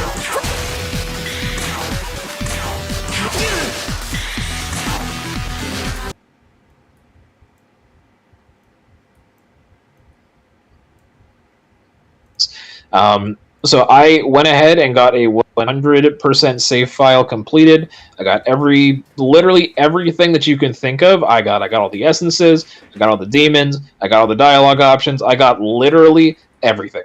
I adored Vengeance so much. Like the novelty of it being at 1080p 60, or I guess 4K 60 on PlayStation 5. 60? Who cares about 60? We got 120 FPS out in this bitch. That is true. If you played on PC, you got 120 FPS. I had to play on PlayStation weirdly. But anyway, yeah, it's just the time just flew by. It only took me, I want to say, like 3 weeks to do all that, and which is crazy for me. But man, like I don't know if Shadow was there for my launch day stream, but you know me and my 14-hour, 12-hour, how we do on these launch day streams.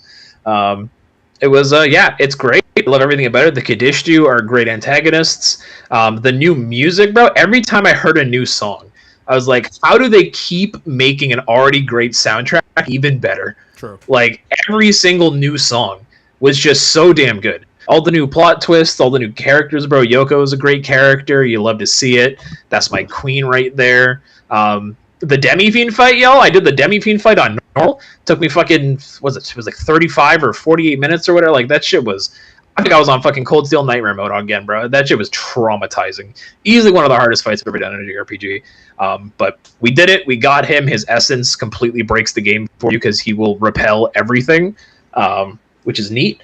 But yeah, no, Vengeance is great. I highly recommend it. It actually went on sale yesterday, I believe. I think the PlayStation and the Steam version are on sale, but the Nintendo Switch version hasn't dropped because, it's the Nintendo Switch version. But yeah, absolutely. Go ahead and yeah, go play Vengeance. It's good. It's my game of the year. All right, game of the year. Goddamn.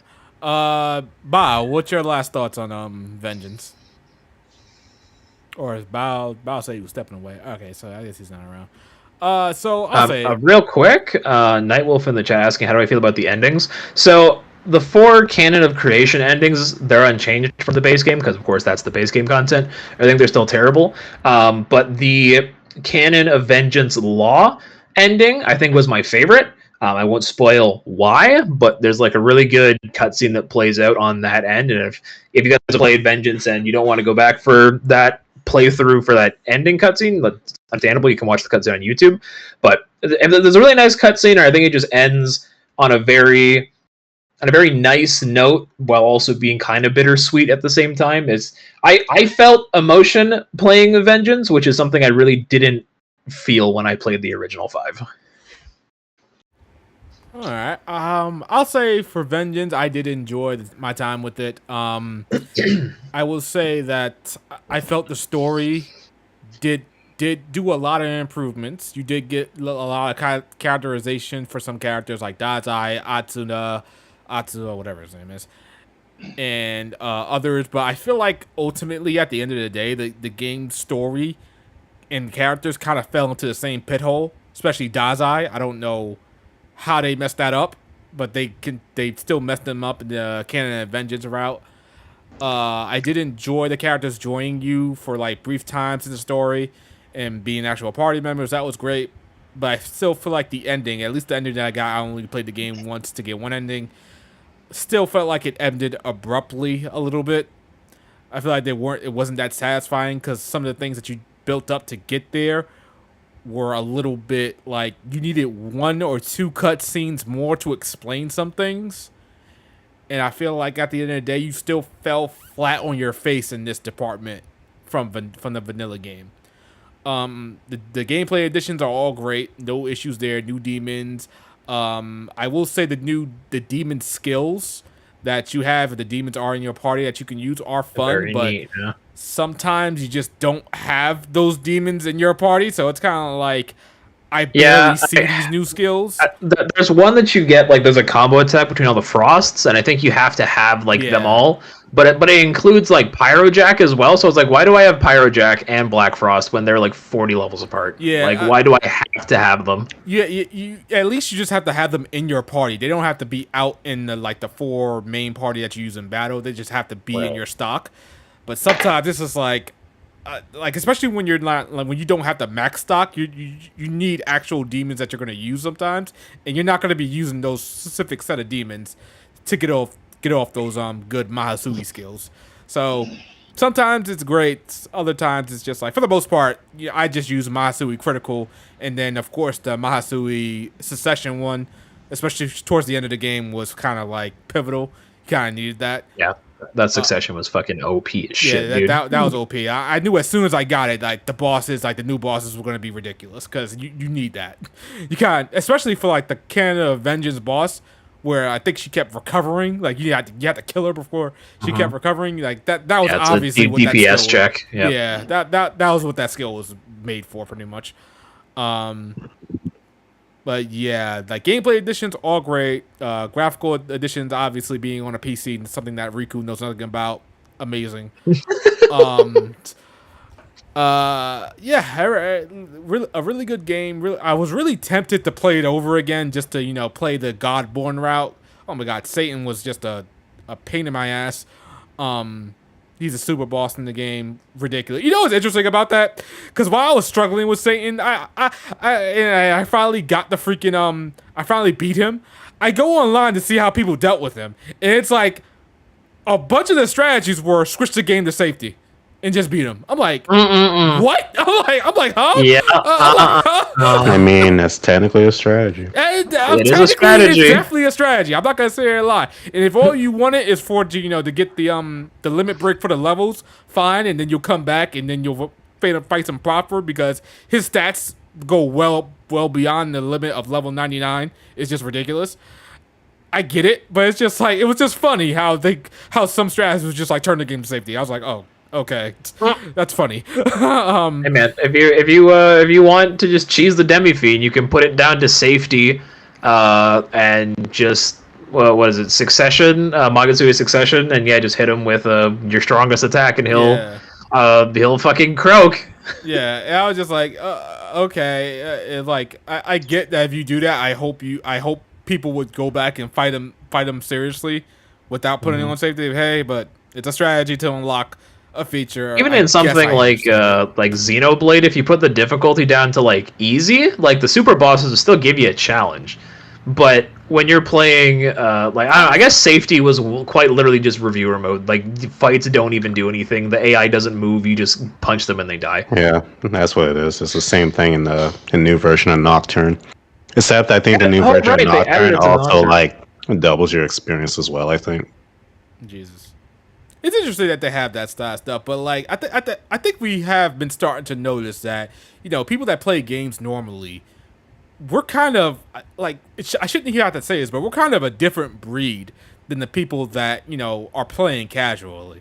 Because we would say, I think we all agreed that SMT5 was kind of easy, but Bao, you said it last time. I think Blake, you said it, and I also noticed it that normal people are having trouble with this game. So it's kind of like Hydra's still checking people. Yeah. So it's kind of like we have to put ourselves a little bit in check that we're used to these games and that we are on a different level than people that are playing them for the first time or people that are just playing casually. That's just for them. They're not trying to prove anything to anyone. Like, at the end of the day, do we want people to, play these games, or do we want people to, like, ignore these games because they're too hard? I personally just don't care how other people experience things. My only thing is, if you did play on like a safety mode, you kind of don't get to join a discussion on difficulty and strategy. Yeah, that's what I will say. That if you play a game on easy, all right, fine, whatever. Just don't talk about the game's difficulty. Don't ever say the game is too easy. Just enjoy your experience. That's all I will say. I used to, if this was like 2018 Shadow, I'd be calling you all types of names and cursing your mother, cursing your father for not wrapping it up. But now, I'm just gonna be like, I'm not wrapping it up. Good Lord, Shadow. I'm just gonna be like, yeah, you know what? You do you, fam. I just want you to experience the game at this point. Just don't talk. Just don't start talking. Okay, so yeah, that was that's our final thoughts on Vengeance. A very good game, excellent game. JRPGs are coming out crazy this year, and we are loving every single one of them. I technically didn't get to speak, but there's one thing I will say is that I disagree on Dazai. Really? I feel like they did it much better since there's a very specific moment that shows why he became the way he did in this new version. So I had no issue with the way he is now. I had an issue with him just. Okay, so I don't know.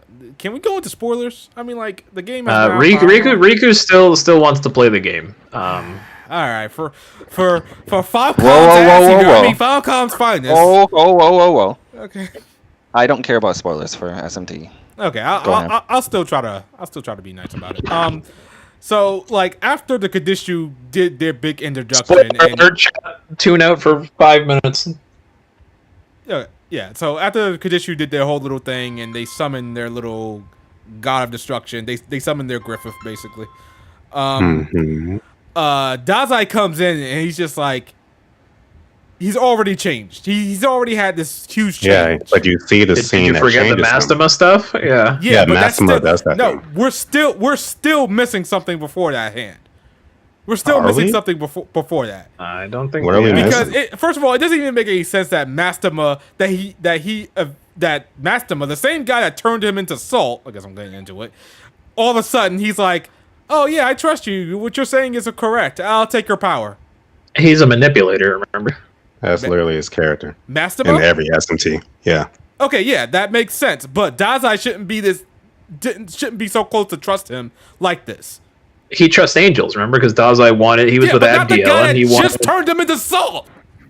I mean, maybe he didn't know he turned him into. I can't remember if he knows he turned him into salt. He turned him into salt. Whoa, Shadow. He just did that as a test, and also he turned him back already. Yeah, because we told him to turn his ass back. If he didn't, Mastema wouldn't have done it. No, he said. Pretty sure we left and we thought he died when our character. Yeah, Mastema said, "I'll turn him back." We didn't do that. No, we told him to turn him back. Because they made a deal with him to go do this, and I'll turn everybody back. No, he said, "I'll show you an example of what happened to those people," and then we look on it horror, and he's like, "Chill out, I'll turn him back." Shoots him in the head. Yeah, basically. That's not okay. It's already been established at that point that Dazai's entire character is someone giving himself over to a higher power. That's fine. It's just that I felt we needed more detail about that because again, when that happens, when the Kadishu comes in and they summon their god, and Dazai just comes in and everybody's down already. It's like, what just happened? There was a major battle that just happened between these guys, and we didn't see it. All of a sudden, and then Abdiel is already transformed. It's like, can I see Abdiel transforming? Like, what there's actually NPCs that talk about that. No. NPCs do not count. This does not count. You can easily put this in a cutscene. We do not put NPC major story events behind an NPC. That does not work here. We never had that. That's never been a thing. Like, I don't know if you were talking to NPCs, but you know that whole battle with Ariok that happens on the creation route? That still happens and they talk about it. It's just we don't get to see it. It's still a problem. And those NPCs there. And those NPCs talk about Dazai acting differently on that other route while they're fighting. Again, this is a major character thing, a major character development. We need to actually see it happen. We don't need to see people talking about it. People talking about it should add to it. That's fine. But you do see it. Mastema does the thing to him, and next time we see him, he's changed. That's it. No. But yeah, I'm saying personally, we needed something else to go with it. I feel like Dazai's fell into the same character trap he did last game. He just suddenly came out of nowhere with his change. A little bit more context was given to it, but I still feel like we missed something. We still missed something. Nah, I heavily disagree. The entire game builds up to that moment for him. Not enough. Definitely not enough. It still feels like it comes out of nowhere.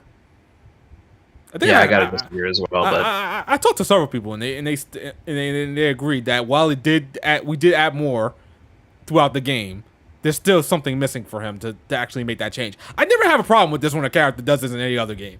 That's the only person then I I'll have ask you what specifically is that change? We needed more cutscenes with it. That's all. That's what I'm saying. We needed more cutscenes. As me and Blake just told you, everything you need is already shown to you. Not in a cutscene. Not in an actual major story point. But you do see it with Mastema this time. He gives a whole speech to Mastema right before he does it, and then the next time you see him, he's changed. I told you that I have a problem with him always trusting Mastema because Mastema just turned him into Soul. So but Dazai's entire character is someone of faith giving themselves up to a higher power, which he does. Again, yes, you are 100% right. He can do that. We still need. I feel so. We needed more on that. But I don't know specifically what you want from this cutscene, because everything is already there. Okay. All right. But do you want to see him slicking his hair back? Because you technically already get that next time you see him. Yeah, we see. Yeah, we see that, and then like it goes from A to B this time. I'm not sure what specifically you want to see. I feel like before it went to A to D, and now it went from A to C. Like we still need B in there. We still need something from B in there. Especially the next time you see Dazai, he's got all these crazy powers. Like he's teleporting all over the place. I'm like, when have you shown us that you can teleport all over the place all of a sudden? But okay, whatever. That's cool. Once again, Mastema gives him powers. Gives him powers. Okay, yeah, sure. Right. Again, don't have any problem when it comes to a character. When it comes to a character suddenly making these changes, and the countless JRPGs I play, I've never had a problem with it. It's still Dazai does it. So I'm saying there is something there. Hi, bro, you got it. But yeah, let's move on to Dragon Quest. Dragon Quest 3 HD 2D Remake. Didn't they announce like multiple, like they're gonna redo? They're doing remake 1 and 2 as well. Yeah, so 3's coming out first, and then they're remaking 1 and 2. Which apparently 3 is the first in the trilogy, timeline wise. So I think it goes 3, then 1, then 2 in timeline order, from what I've heard. Yes, but it is a chain. You're not supposed to know that beforehand, so that entire reveal was kind of spoiled. Well, see, I didn't know that was a thing until they were like, we're also remaking these games. Play the first game in the trilogy. I'm like, it's a trilogy! I mean, since the cat's out of the bag, I can just tell you. So you played Dragon Quest 1 and 2, right? Cool games. And then you played Dragon Quest 3. As far as you know, up to that point, it's a standalone game. And then as soon as you reach the, not the credits, but, you get the ending, and then it says something akin to like, and so begins the story of blah, blah, blah. It's supposed to be this holy crap moment. It's a prequel to Dragon Quest 1, but yeah, now you don't get that. So technically, we're the people are going to experience this in order, technically. Yes, proper order. Okay. Chronological order, you mean? Correct. Okay. Yeah. Because I was about to ask, I was like, which order do you think in this day and age should someone play them in? Order of like numerical order or chronological order? Because I was about to still play it in numerical order, but if you're saying that's a bit hard to answer with this one because I don't know what changes they're going to be making to these games. So even with that being hard to answer, and with the knowledge as you know, and someone said, which way should I play? Give me an answer now. I would still say 1, 2, 3, excluding this new version. Like, if you were to take all these other versions of Dragon Quest 1 through 3, then yes, play them in order. One of the reasons for that is that Dragon Quest 1 is very archaic, even by old RPG standards. But they're probably going to revamp the hell out of that. Yeah. It's hard to say, because if you guys don't know, Dragon Quest 1 only has one party member. Which, it changes the entire dynamic. In modern day, yeah. So, well, I mean, Final Fantasy 16 only had one party member. Jeez, that's not the same. That's not the same. Like, Dragon Quest 1 was the starter of, everything we know to be an RPG. So, like, it can be forgiven for that archaism, because it is the original. And Dragon Quest 3 is what popularized JRPGs in general. So I'm just curious how they're going to balance all of those things with these remakes. I'm a little bit confused about the play order here. I'm not sure. I like Dragon Quest 1 to 3 are the ones I have not played. I played everything else. I played 4 and up. Were these games heavy on story? 3 was. 3 was. 1 and 2 wasn't. Not in the sense you would think. So, like, how important is it to play to play 1 and 2 if these games aren't? I mean, really it's still heavy? a story. It's just a basic one. Okay, I guess. All right. Is it? I feel like I still want to play them in one. I still want to play it 1, 2, 3, but it's like, especially if they're gonna update all of the gameplay mechanics and to make all of them feel like unified. So like Similar, one is not. Yeah, if one is not like super archaic in comparison to the next one, if all of them are cleaned up and they all are like equal, then you want to see it in, I guess, the way it was intended to be experienced, which I would assume is still 1, 2, 3, right? But if it's like, I feel like there is no right answer to that. I feel like you could play 1, 2, 3 and be fine, and you can play 3. That important 1, 2, to honestly care about 1, 2, and 3, playing them in order, but technically there is story here, but I feel like they're not that major to honestly care about. Not like a Trails game or yeah. No, I feel like there's definitely a discussion to be had for both ways. I will probably be playing it 1, 2, 3 though. I will say, ultimately comes down to we just gotta see what they're doing with 1 because we haven't seen anything from it yet. Because they did say they're adding stuff, right? Specifically with 3, they're adding story content with the approval of the game's original creator. But not 1 and 2. We don't know. They haven't told us anything except they exist. I would assume they would do something along, especially for 1. If you're saying 1 is as basic in basically every realm that it is, I don't know if people are willing to like play it and accept it for what it is. People are very picky now these days. But I mean, I feel like people severely lower the difficulty. That's one thing. Yeah, was it one of those games that was like brutal for difficulty and you had to grind your fucking eyes out? Yep. So speaking of that, is this gonna be a case of you need to go back and play the original to get that true feeling, or do we think this is gonna be a proper replacement? People are gonna be complaining that, hey, you didn't play the Dragon Quest games until you played the OG triple OGs. Only Dragon Quest fans care like that. Honestly, they just want people to play their games. Also, here's another good question. Do you think people would want an HD HD 2D for Dragon Quest 4 through 7 in particular, since they still are sprites as well? Sure, but that's not as much of a like need since those games are on DS and are still really good. Yeah, but you could say that about, a couple of the Final Fantasies before they did the pixel remaster of 1 through 6. I personally feel like Dragon Quest deserves at least 1 through 7 in the same respect. After that, I don't see 8 being done in this. I could see 8 being remade in like a Dragon Quest 11 type of way. But 1 through 7, I feel like could pass for this, and people would be fine. I mean, I'm always down for a new version of old Dragon Quest, so I wouldn't complain. But is it needed? Not really. So there's been a couple of things going on about this game. So for one thing that I'm seeing that people have a problem with is that this game is in first person. Like, they wanted the battle style to shift to third person when you actually start battle or something like that. Yeah, what's up? I believe it's when you start combat, it's in first, but when you attack, it's in third, or the reverse. It's one of them. I can't remember. As far as I saw, it's the reverse. It starts in third, but when you're about to attack, it's in first, and it does the little slash animation on the enemy. Yeah, that's odd.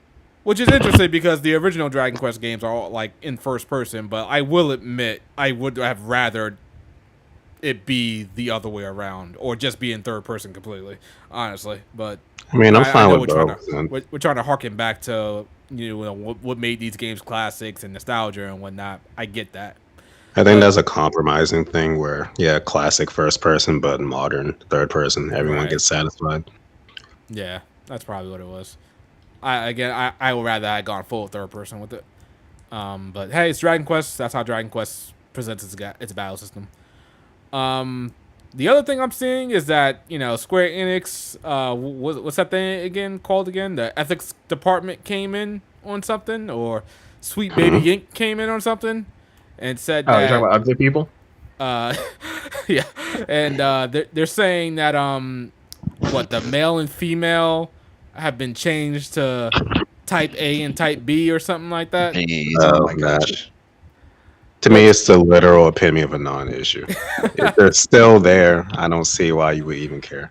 That's kind of what I said. That's literally what I said. I was like, yeah, Square Enix is doing this thing with their inclusion stuff. I don't really care. It's type A for the guy, type B for the girl. We're not labeling it, I guess, but at the end of the day, pick the character that looks better to you. Yeah, that's true. But I guess you always got that crowd that's just like, get this stuff out of my game and stuff like that, or and stuff. To me, like Bao said, this is a non-issue. It's not that big of a deal.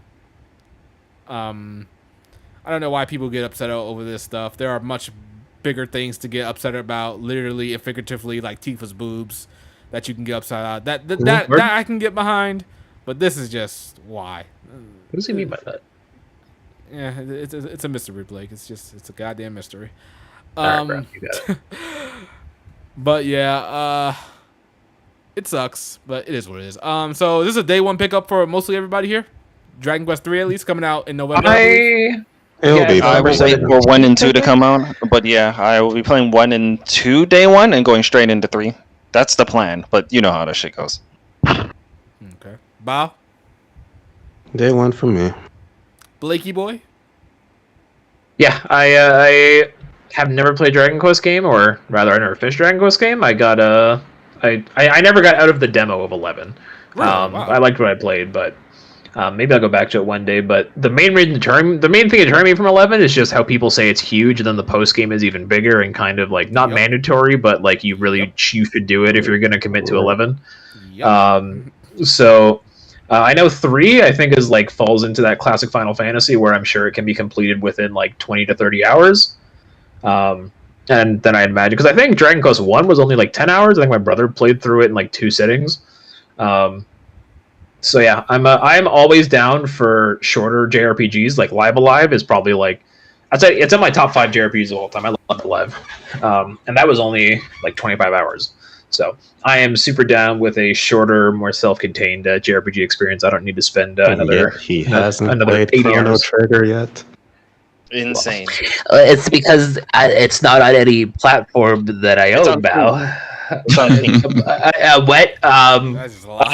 Riku, you're breaking. You have a 3DS. Shadow, move on to the next one. You have a quick vibe check. 3DS. Shadow and Bao in particular. I don't know if Q can answer this, but if you can, you could go ahead as well. What is your favorite Dragon Quest game again? Like your number 1? Yeah, it's 11. 8? Interesting. It's like the Holy Trinity. 8 still to all of this day, huh? The Holy Trinity here in the West is 8, 11, and 5. Oh, 5. Yeah. And then in Japan, it's what? In Japan is usually 3, 8, 5, and then 11 after that. Interesting. Okay. Yeah. And you said yours is what? Actually, some people would tell you 9 if they got that experience, because 9 was like insane in Japan, because that was the DS one. What's your favorite Dragon Quest game? Just post it in there as well. I can't think of any Dragon Quest game that I fancy enough, to be quite frank. Like I played Dragon Quest, but none of the games really appeal to me. Shocking, because everyone talks like you in the games. Really? That shit crazy. No, honestly, like I think at the time when I discovered Dragon Quest, I discovered games like Final Fantasy and at the time I was playing, what's this game called again on the Game Boy Advance? Bloody friggin' hell! It's that one from Camelot. No, the one from Camelot. Golden Sun, yeah, that's the one.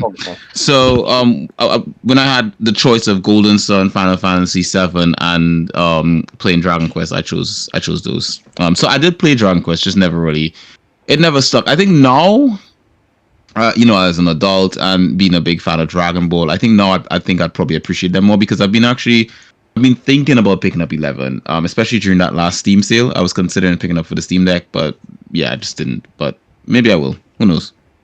I feel like I'm picking 8 only because of its nostalgia value to me. Honestly, it probably should be 11 for me. Which version of 8? And that. PS2. Interesting. Yeah, people prefer the PS2 version usually, unless they have a modded 3DS to get the sound back. And right. Oh, is the 3DS version MIDI? Yep. Yeah. And it used to be Man, why do orchestral. they keep doing that? Why do they even have MIDI versions when the people vastly prefer the orchestral? Is it money? Licensing? Is it expensive? No idea. I think at this point it's tradition, and that's why they do it. No, I know why they do orchestra. Everyone loves orchestra. I'm saying, why do they have MIDI versions? No. I'm saying the MIDI, I think, is the tradition, because isn't that the original one? 9 was great too. Man, this is tough. I'm not sure if that's the original. When you say original, you mean like from the SNES or? Yeah, I'm talking about when the original early Dragon Quest games came out. Wasn't their music basically MIDI, or was MIDI? I mean, it was on the NES. Yeah, well, I think that's the reason why they're trying to keep it as traditional as possible, which is why they just do that with the music, regardless of how people feel about it. Now you guys are making me want to play Dragon Quest 9 again. Damn. Also, if anyone hasn't, I highly suggest checking out the Dragon Quest Monster spin-off series. It's Pokemon Dragon. Actually, that's a lie, because Dragon Quest came first before Pokemon, but yeah. Is that Joker? Monsters Joker, or is that just...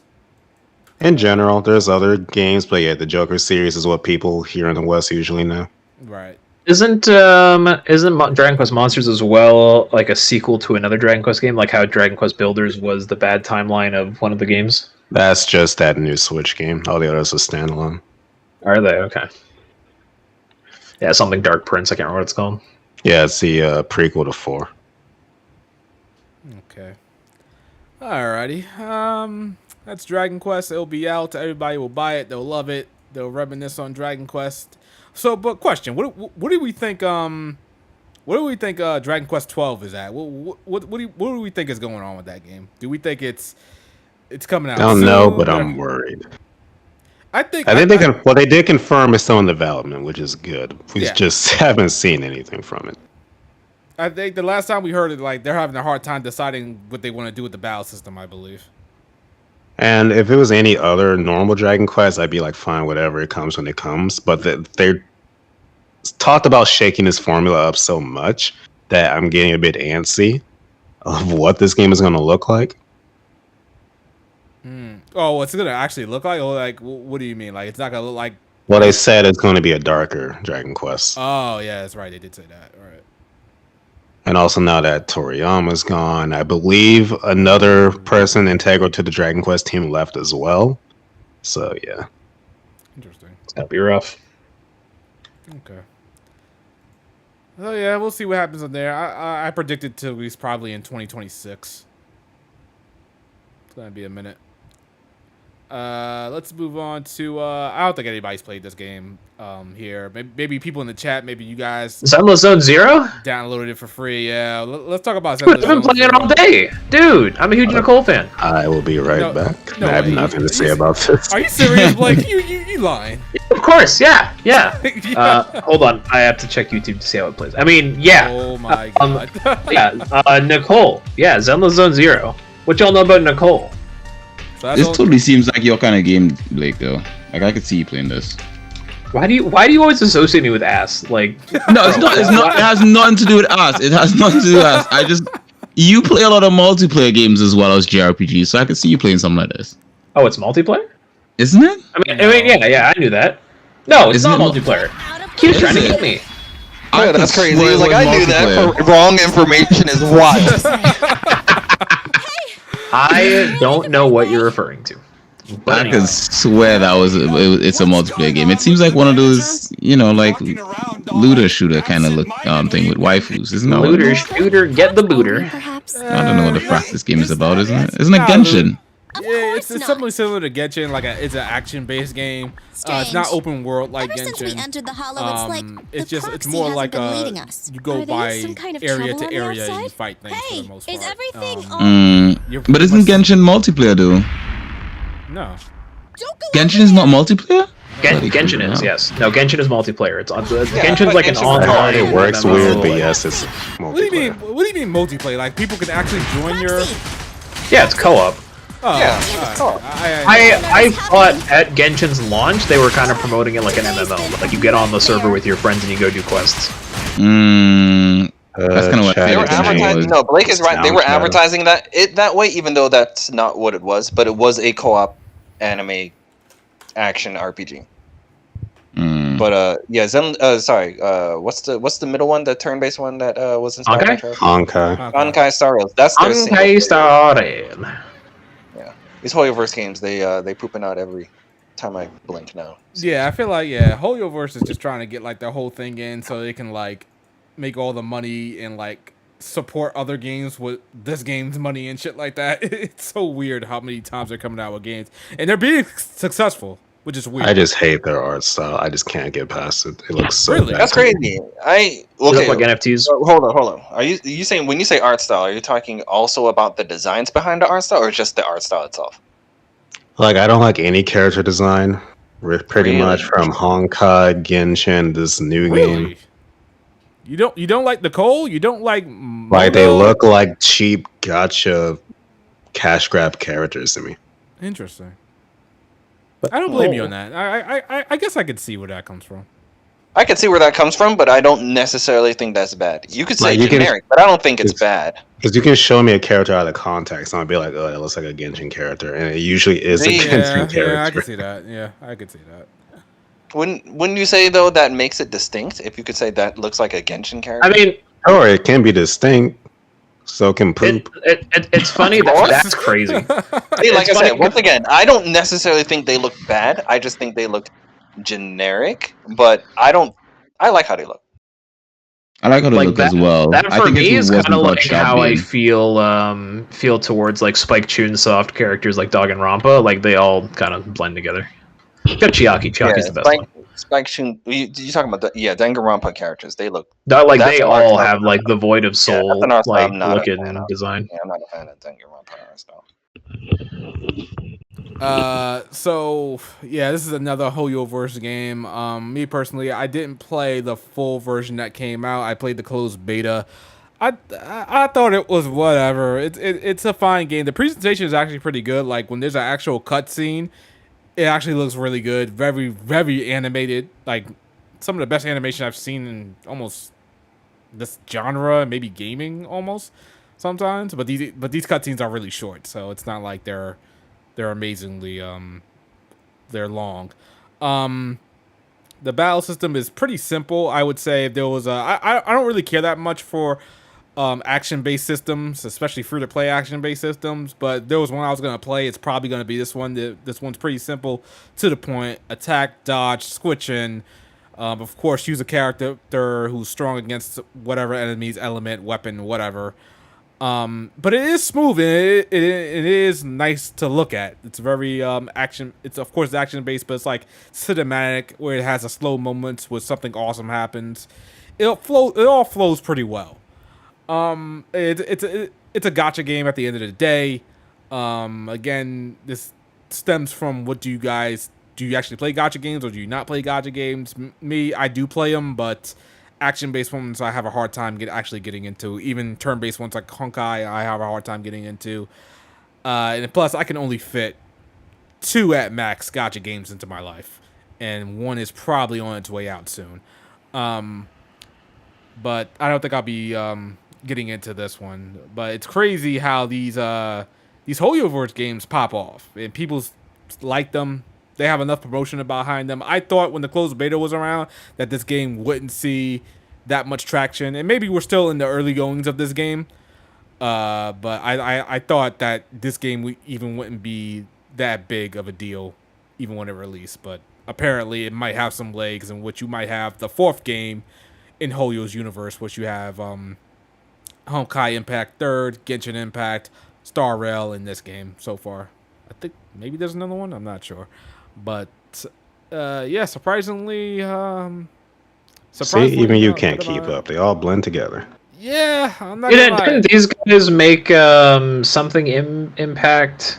Something impact. What was it called? That was like before. I know what you're talking about. Yeah, Honkai Impact the Third. Was it Honkai as well? Yeah, it was Honkai Impact the Third. Okay, yeah, Honkai Impact the Third. That's what I said. That's what it is. So Honkai Star Rail is in the same timeline as that? I think it's like the same universe or same something, multiverse or something like that. Look at this cutscene on stream. They kind of look like Ruby characters, like New Age Ruby characters, which is even worse. But yeah, so hey, listen, man, these gacha games are gonna come out. People are gonna like them. People are gonna pay money for them. Whales are gonna whale. Dolphins are gonna dolphin, and it's gonna pay for this stuff. So I can't really hate on it. I was given the opportunity to sponsor it, and I was just like, I don't feel like doing this. Not Shadow declining the bag, bro. Yeah. Bro, literally tell them I'll do it on your channel for you, bro. Like, maybe that's something I should probably look into. You can get some. Bro, listen, bro. I'll do these sponsors for you. Bro. You can play Zenless Zone Zero on your channel, bro. Just let me know. Let me know, bro. I mean, they probably bargained for a black guy, and I mean, they may not know, but I am half, so it's all good. It's all good. Yeah. But yeah, I don't think there's too many action-based gacha games. Didn't Withering Waves just come out? Withering Waves. That shit didn't that launch like incredibly buggy? Yeah, it did. It launched so buggy, I just stopped. I said, you know what? Let iron out the bugs, then maybe I'll come back. But goddamn. Yeah. Once again, that's another game that I think the waifus look good, and that's all I care about. Actually, no, I'm in agreement with Bob. They all kind of blend in. They all kind of look the same, honestly. Look, that's what I'm saying. You have, I don't know what the hell you call it, feudal, whatever, world in Genshin, and then you have a space world in Honkai, and all the characters look exactly the same. Like, what the hell? Yeah, it's like they don't feel that distinct. They look different, but they just don't feel that distinct. It's like you can say that in a fashion is a bad thing, but like I said, once again, I don't think that makes them look bad. No, we're not saying look bad. It kind of just blend in. Bow's literally saying that makes them look bad. Oh, okay, that's Bao. Okay. I guess that's for you guys' opinion. If MiHoYo has one hater, it's me. Damn. And all you, I'll never play their games, but I like them. I will set a recap, and I will just admire them from afar, and that's all they'll get from me. I'll save a couple pictures here and there. The Rule 34s are going crazy, and the fan art is. Nicole, bro, let's go. The fan art has destroyed my algorithm. Like all today is nothing but fucking Hoyoverse waifus and Withering Waves waifus all over my fucking feed. I gotta fix this, but I also like it. Yeah. Does anybody here actually play in the panel play gacha games, or am I the only one? I had a brief stint with Fire Emblem Heroes, but Fire Emblem Heroes, I don't know if I'm just dumb, but it got way too complicated for me with all the shit they why do I have to read a wall of text for every character? I've seen the text in that game. Why do I have to read this? That's like a fucking Yu-Gi-Oh card for every character. Jesus. I don't have time to read all this. So yeah. I mean, technically, Pokemon Go is considered gacha because and I still play Pokemon Go. It was out yesterday for Go Fest, so I still play that. But that's probably just because it's Pokemon. I had Stockholm Syndrome at that point. This game is so ass, but I just can't bring myself to throw away the 7 years I've been playing it. It's like y'all with Fate Grand Order. I just can't give it up. Yeah, well, that's the game that's almost on the way out for me, honestly. I got one more character to get. If I do get the character, there's still a chance I'm out of it because Nikkei is consuming my life. But if I don't get that character, it's just automatically over. I'm sure you're playing Nikkei for the gameplay.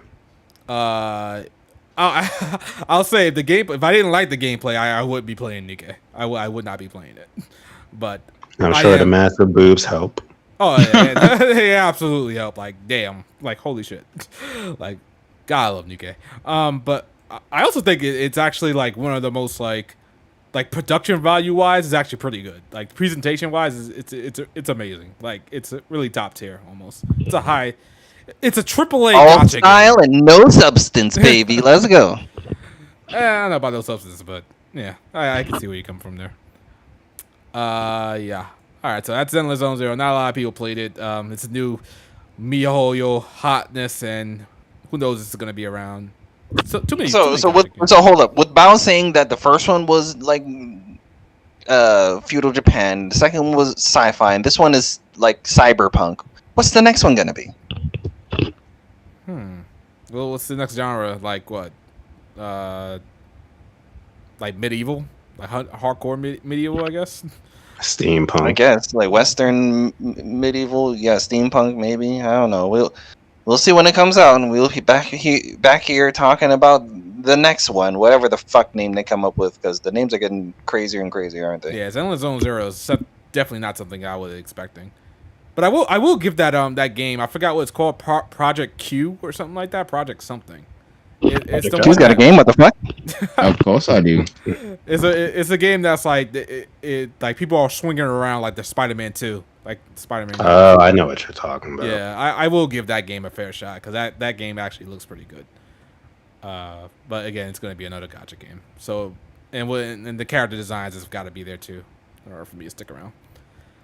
Let's move on to some. I mean, technically, that's all the main topics I got. Let's move on to some quick topics, I guess you could say. What do we got? I'll put some SMT back on here. Bob, I'm gonna have to go to your list real quick. Let's see what we got. How far back was it? Okay, so we talked about. I don't think there's anything here worth talking about. Riku, you were wrong. Daybreak 2 will be coming out next year. When what did I? Oh, I said 2026, didn't I? Yeah, you said like way beyond that. Well, here's the thing, Roy. I'm glad I'm wrong because more Falcom. Let's go. Hey man, I'm telling you right now, Kai will be end of next year in the West. If it takes me being wrong with these release dates for them to come out faster, then guess what? I'm gonna continue to fucking say the wrong shit for them to come out faster. Let's start betting then, so I can start making money off your. Final Key in 2030. All right, let's get it. Yeah, let's get it 20. All right, I'll take that bet. Yeah. Bored? No bets. Any indie RPGs we're looking forward to? Let me tell you about Demon School, one of my most anticipated games of the year. Heavily inspired by SMT. It looks really good. The demo is very impressive, and you all should check it out. Let's see. I downloaded the demo. I don't think I ever played it. I need to play it on my Steam Deck. Bao, did you play the Final Fantasy Dantra? No, because I don't have time for an MMO like that right now, even though I want to. Okay. I saw a billboard for it in LA when I went to Anime Expo. Was pretty surprised. You got East 10 release date set, which is what, Riku? Yeah, it's sometimes October, right? I think so. October. Which that is quicker than I thought. I thought it was going to be in November, but that's only a month off. But it seems like recent Falcom games have been coming out around October. I think close to 4 came out in October as well. So that's good. 2 Falcom games this year. Well, actually more than that. I think Tokyo Xanadu EX Plus comes out on Switch. Point is, Falcom games all around. East 10. Let's go. It's looking fun. We already talked about that. So wait a minute. Who said... Wait, you said it was Daybreak was your game of the year. You don't think East 9 is gonna change? East 10 is gonna change that? After what I just played in Daybreak, I will be surprised if East 10 can top it, because I feel like the only thing East 10 can do that will, fancy me is obviously it's fun gameplay, exploration, and it's banger music. But like Daybreak also has banger music. I'm enjoying the gameplay as well, and Daybreak probably will have a stronger story, and obviously has a stronger cast. There's only 2 fucking characters to really focus on in East 10, so it's like East 10 is gonna have to do a lot, but that's the only other game that I could see myself beating it. But at this point, Daybreak's gonna have to shit the bed for East 10 to beat it for me, which doesn't look like that's happening. But October, guys, isn't East Memoir Oath of Elgana remake, East 3 remake? Well, it's actually a remaster of a remake. That's also coming out early 2025. That's good. More East stuff. These Falcon games are just dropping, man. We are eating good over here in the Hive, and I'm happy that they're coming out faster. This is what we wanted, right, people? Right? Yeah. I was telling you that Falcom can walk and chew gum at the same time. I mean, or rather, Lord? Nippon Ichi Software and NSA could walk and chew gum at the same time with East and Daybreak coming out in the same year. But yeah, That's good. Good. I mean, hopefully this continues. I don't know if we'll ever get day and date. I was making a joke with my friend that by the time we get day and date, we're going to be on the final Trails game, which is going to be wild. Yeah, I feel like that's gonna be that could be like a worldwide release. That would be nice. Yeah. Yeah, I could see them like, oh yeah, it's the final Trails game. We're actually going to be taking like a 3-year fucking hiatus to like really make this the craziest one, and we're also going to fucking make it worldwide so everybody has it at the same time. But I'll be surprised if they if we ever get day and date. If anything, whatever the fuck the Legend of Heroes does after Trails, I could see them trying to. I think Ease could go day and date pretty easy. It definitely has an easier time doing that. Because Ease isn't nearly as dialogue heavy as Trails, right? No, it's not. At that point, it's like, why aren't you doing it for that? Because we already heard your excuse for why you're not doing it for Trails. So, like, what is your excuse for? Even though the Ease games dialogue have been getting bigger since since E7. But yeah, I still think that's not a good enough excuse to not make it day and date. At that point, it's like, okay, you guys are just whatever, Okay. But we got a lot of games coming out. We had some Kaino Kiseki stuff. But we're not going to talk about that because we all talk about that. Yeah. But yeah, we're just going to give that a shout out there. And then there's the Sky rumor remakes that's bubbling up again. Right, they want to remake Sky and wait, is it just Sky or is it Crossbell as well? Just Sky. I think it's just particularly only talked about Sky. They were saying some things about how certain people on the development team are really itching to want to do a Sky remake, and they are finishing up Kaino Kiseki so that they can get to quote unquote that, or quote unquote something. They said so they can get to quote unquote something that is a entry that made them want to be a part of Falcom's development team in the first place. And a lot of people are saying, oh, it's the Sky remake. So like, that's good. We'll see how that turns out. What if they throw everyone for a loop? What if they throw everyone for a loop? It's like an East 1 remake. It's not. Hey, if there's any Ease remake, we all know what it should be. It should be. Because they said something that made people want to join the Falcom team. That would be the right age, wouldn't it? Yeah, Ease 1. I mean, I'll be here for Ease 1 remake. I think that'll be cool as well. I mean, we all know Ease 5 is the one that needs it, but I'll be here for Ease 1 remake. If they were, I feel like a Crossbell remake wouldn't be too difficult because they already had like they had Crossbell completely fully remade in Cold Steel 4 and Reverie, and they already have the models. I mean, you have to port over the stuff to the new engine, they would have to read those models on the new engine. What the heck just happened?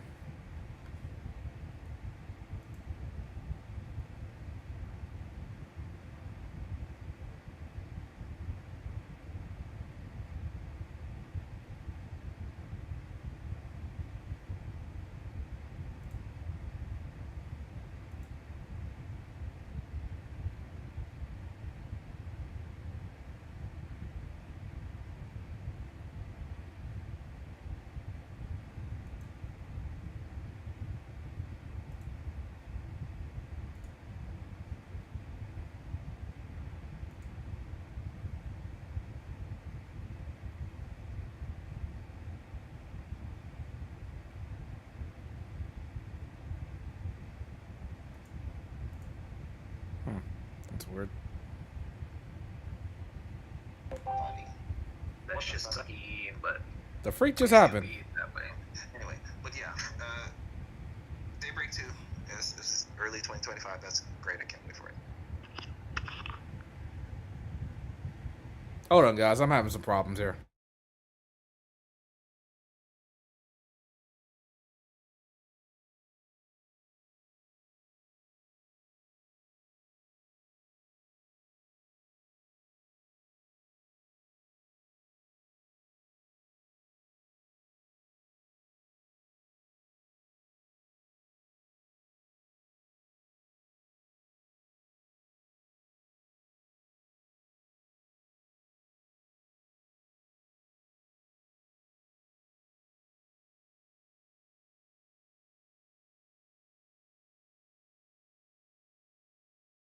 Tease. Okay, I'm sorry, people. I don't know what just happened. My latest attempt at sabotage failed. I think I was trying to enter another message, and I accidentally might have hit the call button. He accidentally told us to get the fuck out of here. Yeah, This is the guy. I want everyone to remember we're live right now, right? Probably. Yeah, we're live. Jeez. Yeah. Okay, because I want to make sure everybody in the chat hears this, baby boys and girls. Remember, this is the PC Master Race guy over here with his technical difficulties. How often does this happen? Like most of the time. I'm just saying it's rather fucking time that this happens. I'm just saying. All I'm saying is it's rather fucking ironic that it happens on the episode that you slandered me for. But your PC Master Race this and PC Master Race that. Power off. Not gonna lie, Shadi, you're making us look bad. You're making us look bad, I had man. to mute Riku right there, and then he was Lord. He was being completely out of pocket. Like I don't know what he's talking about. You fucking shut him down on stream. I don't know what he's talking about. He's insane. The man needs to stop. Okay, I'm gonna unmute that boy him. shut Riku like the next president, man. All right, let's go. Riku, are you there? Are you okay? You good? That's crazy. You were just spouting some nonsense. I had to cut you off. Okay. That's wild. Chat, you saw it here. They hated him because he spoke the truth. I know. I Man, know what to talk about. We gonna keep it moving, I guess. Oh my goodness. All right. So, what else? New Phantom Brave got announced out of nowhere. RKO out of nowhere. Has it been that long? Yeah. Since we did a podcast, really? Yeah. I don't think we talked about it. But yeah, New Phantom Brave is out here. Is Shadow the only person that's hyped for this? I mean, Tarks isn't here, so I wanted to try Phantom Brave back on the PS2. I just never did. Yeah, same. I played Phantom Brave for a little bit. No, wait a minute. I'm confusing Disguise. I thought you were hyping up Phantom Brave. I could have swore you were one of those dudes that was beating off Phantom Brave anytime we would talk about the Sky related stuff. Are you not? I maybe. I don't think what do you mean maybe? I don't think what so, the no. fuck? I think maybe Makai Kingdom. I could have maybe. swore. Okay, I do remember you beating off Makai Kingdom as well, but I could have swore Phantom Brave was in there as well. Nah, Phantom Brave's not. Nah, I don't think Phantom Brave's in there. I think I wanted to play the remake, not the remake, the re-release when it came out. I never played Phantom Brave, or played it for long enough to me to actually consider that actually got. Has anyone in the chat played Phantom Brave? Is it peak? Let us know. I don't think it's peak. I think it's a really good game within that Disgaea verse stuff, I guess. But I'm surprised. And like Disgaea, they made it 3D. Everyone loves 3D. Yeah, I'm surprised Phantom Brave is here. I would have preferred a Makai Kingdom, or I forgot what it's called, La Plu Tactics or something like that. I forgot what it's called. I would have preferred that. But Phantom Brave, interesting. But like Blake said, it's in 3D. I'm like, why? Why is it in 3D? God damn it. Like, we need to get back to the 2D goodness, please. I'm tired of this 3D. It doesn't look right. It doesn't feel right, but it is what it is. New Phantom Brave. It's not a serious... Like, of all the JRPGs to actually come back, I wouldn't have picked Phantom Brave. I definitely would have picked like something like Valkyria Chronicles to come back, but hey, it is what it is. Yeah, so Phantom Brave, New Phantom Brave, very surprising. I think that's it. I don't think we need to talk about any of this other stuff. We talk about Phantom Brave, but not any of these other topics like Elden Ring DLC, a new Mario Luigi game. Did anybody play the Elden Ring DLC? Fuck no. That's crazy. I've heard a lot of complaining about it. Yeah, I did hear that, yeah. Yeah, everyone's like, it's peak. It got like a 90+ on Metacritic. Everyone's beating it off, and then people are like, oh, it's too hard. And all this other stuff. But hey, also, Elden Ring is Elden Ring. Just so chat can see the other topics we have that Shadow doesn't want to talk about. Jeez. Jean d'Arc off the PSP. Yes, Jean d'Arc. Jean d'Arc is classic, man. We got Sonic Team wants to make a Sonic RPG. Wait, hold up, Shadow. You said it's not that big of a deal? It's not that big of a deal. No, Crazy. No. Shadow, how could you? This is level 5. It's a classic PSP. I thought we loved level 5 over here. But it wasn't that big of a deal when it came out. It wasn't when it came out, but for those who knew, it quickly became a cult classic. Yeah, that one quickly became a cult okay. classic. Every time I hear people talk about JRPGs on the fucking PSP, they always beat off John Dark. Yeah, exactly. I feel like it's one of those games I will be playing. It's one of those games that you got a PSP for if you knew what you were getting into.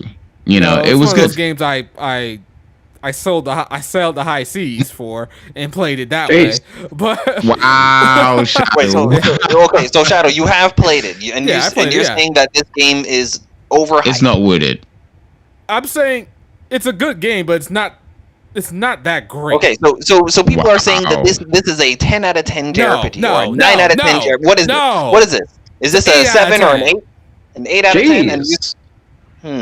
That's an 8 out of 10. That's no 9 out of 10. It was a good game. I'll even give it to you if you want to call it great. I wouldn't, but I'll say it came out on PSP. Was a good game. That was it. I don't know about all this cult classic. But Shadow, this is level 5. We love level 5. Level 5 only. Your JRPG god, people. Listen, I love level 5. I love Rogue Galaxy. I love Dark Cloud. But this one wasn't, all that big of a deal. Some people say it's their best fucking game they've ever made. I'll smack the shit out of them. I'll smack okay, so what level 5 game are you putting above this game right here? Rogue Galaxy. Rogue Galaxy? Are you serious? I heard Rogue Galaxy aged like doo-doo butter. Shadow, are you aware of it? I disagree with that. I'm gonna beat the shit out of this motherfucker. I need to calm down. Get the blood pressure is going up because they're fucking idiots. Hey, I'm interested in Rogue Galaxy, but I heard some things. Rogue Galaxy. Maybe they bring that to the classic thing. Really? So you're trying to tell me it holds up in basically every regard? It might be slow in some regards because it's a PS2 game, but still is a good game. I was playing it recently. Okay, what other level 5 game? And Dragon Quest 8, does that count? I guess it counts. Level 5 made it, right? I wouldn't even count it. I technically wouldn't even count it. No, I wouldn't count it. Okay. Level 5 games. Okay. Dark Cloud. What level 5 games? Dark Cloud. You putting Dark Cloud? Both of them? You putting both Dark Clouds above? I'm putting both Dark Clouds above that. Yeah. That's all right, bullshit. chat. You're hearing this, chat. That's absolute bullshit. Get it on record. What else? 100%. Well, level 5. Wait, did Valkyrie Chronicles? And just because I'm putting them above it doesn't mean I think Joan d'Arc is a bad game or anything like that. No, we understand that. I'm just interested in what you put above it because level 5 did Ni no Kuni as well, didn't they? Yeah, they did. Ni no Kuni 1 and 2. I put Ni no Kuni 2 above. Really? Wait, so are you one of those people that prefers 2 over 1? I never cared for Ni no Kuni 1. Interesting, because I hear a lot of people saying both. I never hear anyone say they love both. It's either one or the other. Yeah, I like both.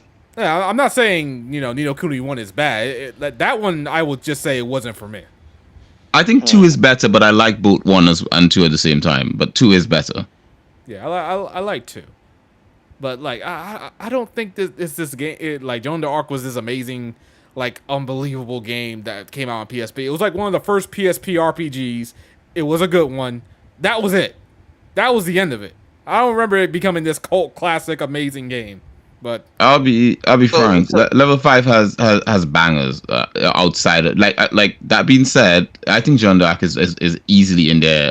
I'd say for me top 3 because it's Joan d'Arc, it's Inazuma 11, and Ni no Kuni are the top 3 for me personally. Anybody says White Knight Chronicles, I'm kicking you off this podcast. I recently saw a video saying how misunderstood that duology was. Goddamn. I remember playing that game being so goddamn disappointed. Jesus Christ. It's also funny no one has said Yokai Watch yet. Yokai Watch is I remember Yokai Watch came out and it was supposed to be the Pokemon killer, and then it just it's bootleg Pokemon. It was in Japan for a bit, but it died off as quickly as it came, which you don't see often for something that hit that hard. I don't think it never took off here in the West, sadly. Yeah, I think that's the reason it died, because it never really took out in the West. Yeah, if you could make it in the West, you could probably make it worldwide. It's a shame because we never got the last game on, I believe, Switch. That looks really good. You can actually control the monsters this time, and it just looks really cool. Yeah, you can't watch your shit. Jesus. But yeah, they also made Megaton Musashi, which a lot of people are calling one of the sleeper hits of the year.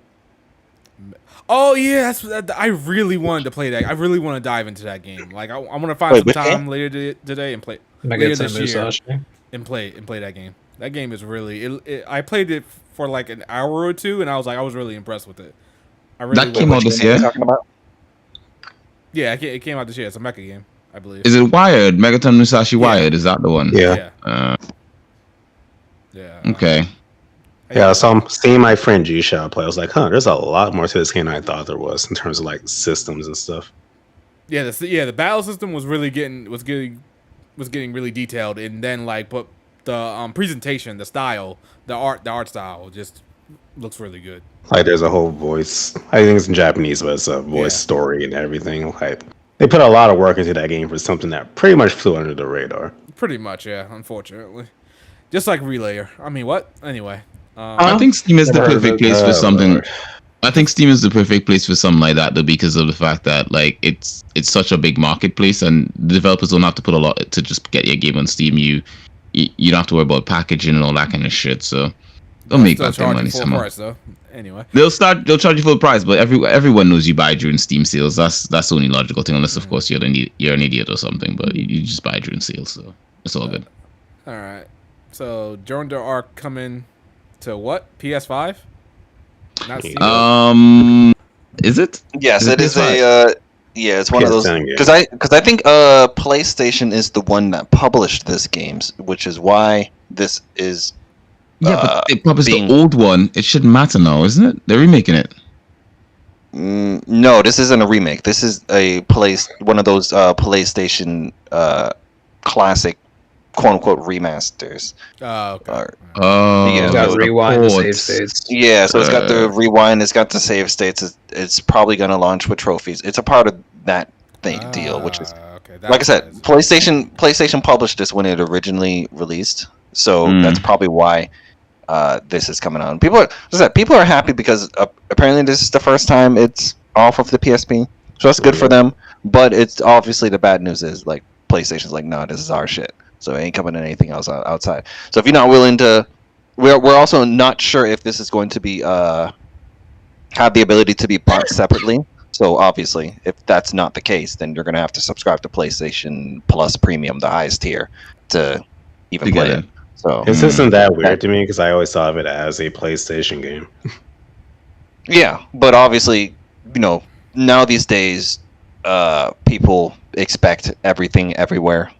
Yeah, unless you're a Nintendo game, they expect everything everywhere. So it's like when they see that that's not the case, and then they're like, okay, well, I guess I'm gonna have to dust off my PlayStation and turn it on. Wait, what do you mean I have to subscribe to PlayStation Plus Premium to even? So there's like a lot of. It seems like there are some barriers of entry that people aren't a fan of, but nonetheless, it's here. It's available. Hopefully, you can purchase it separately. That would be the best. Have you been able to do that for the PSP or just the PS2 games?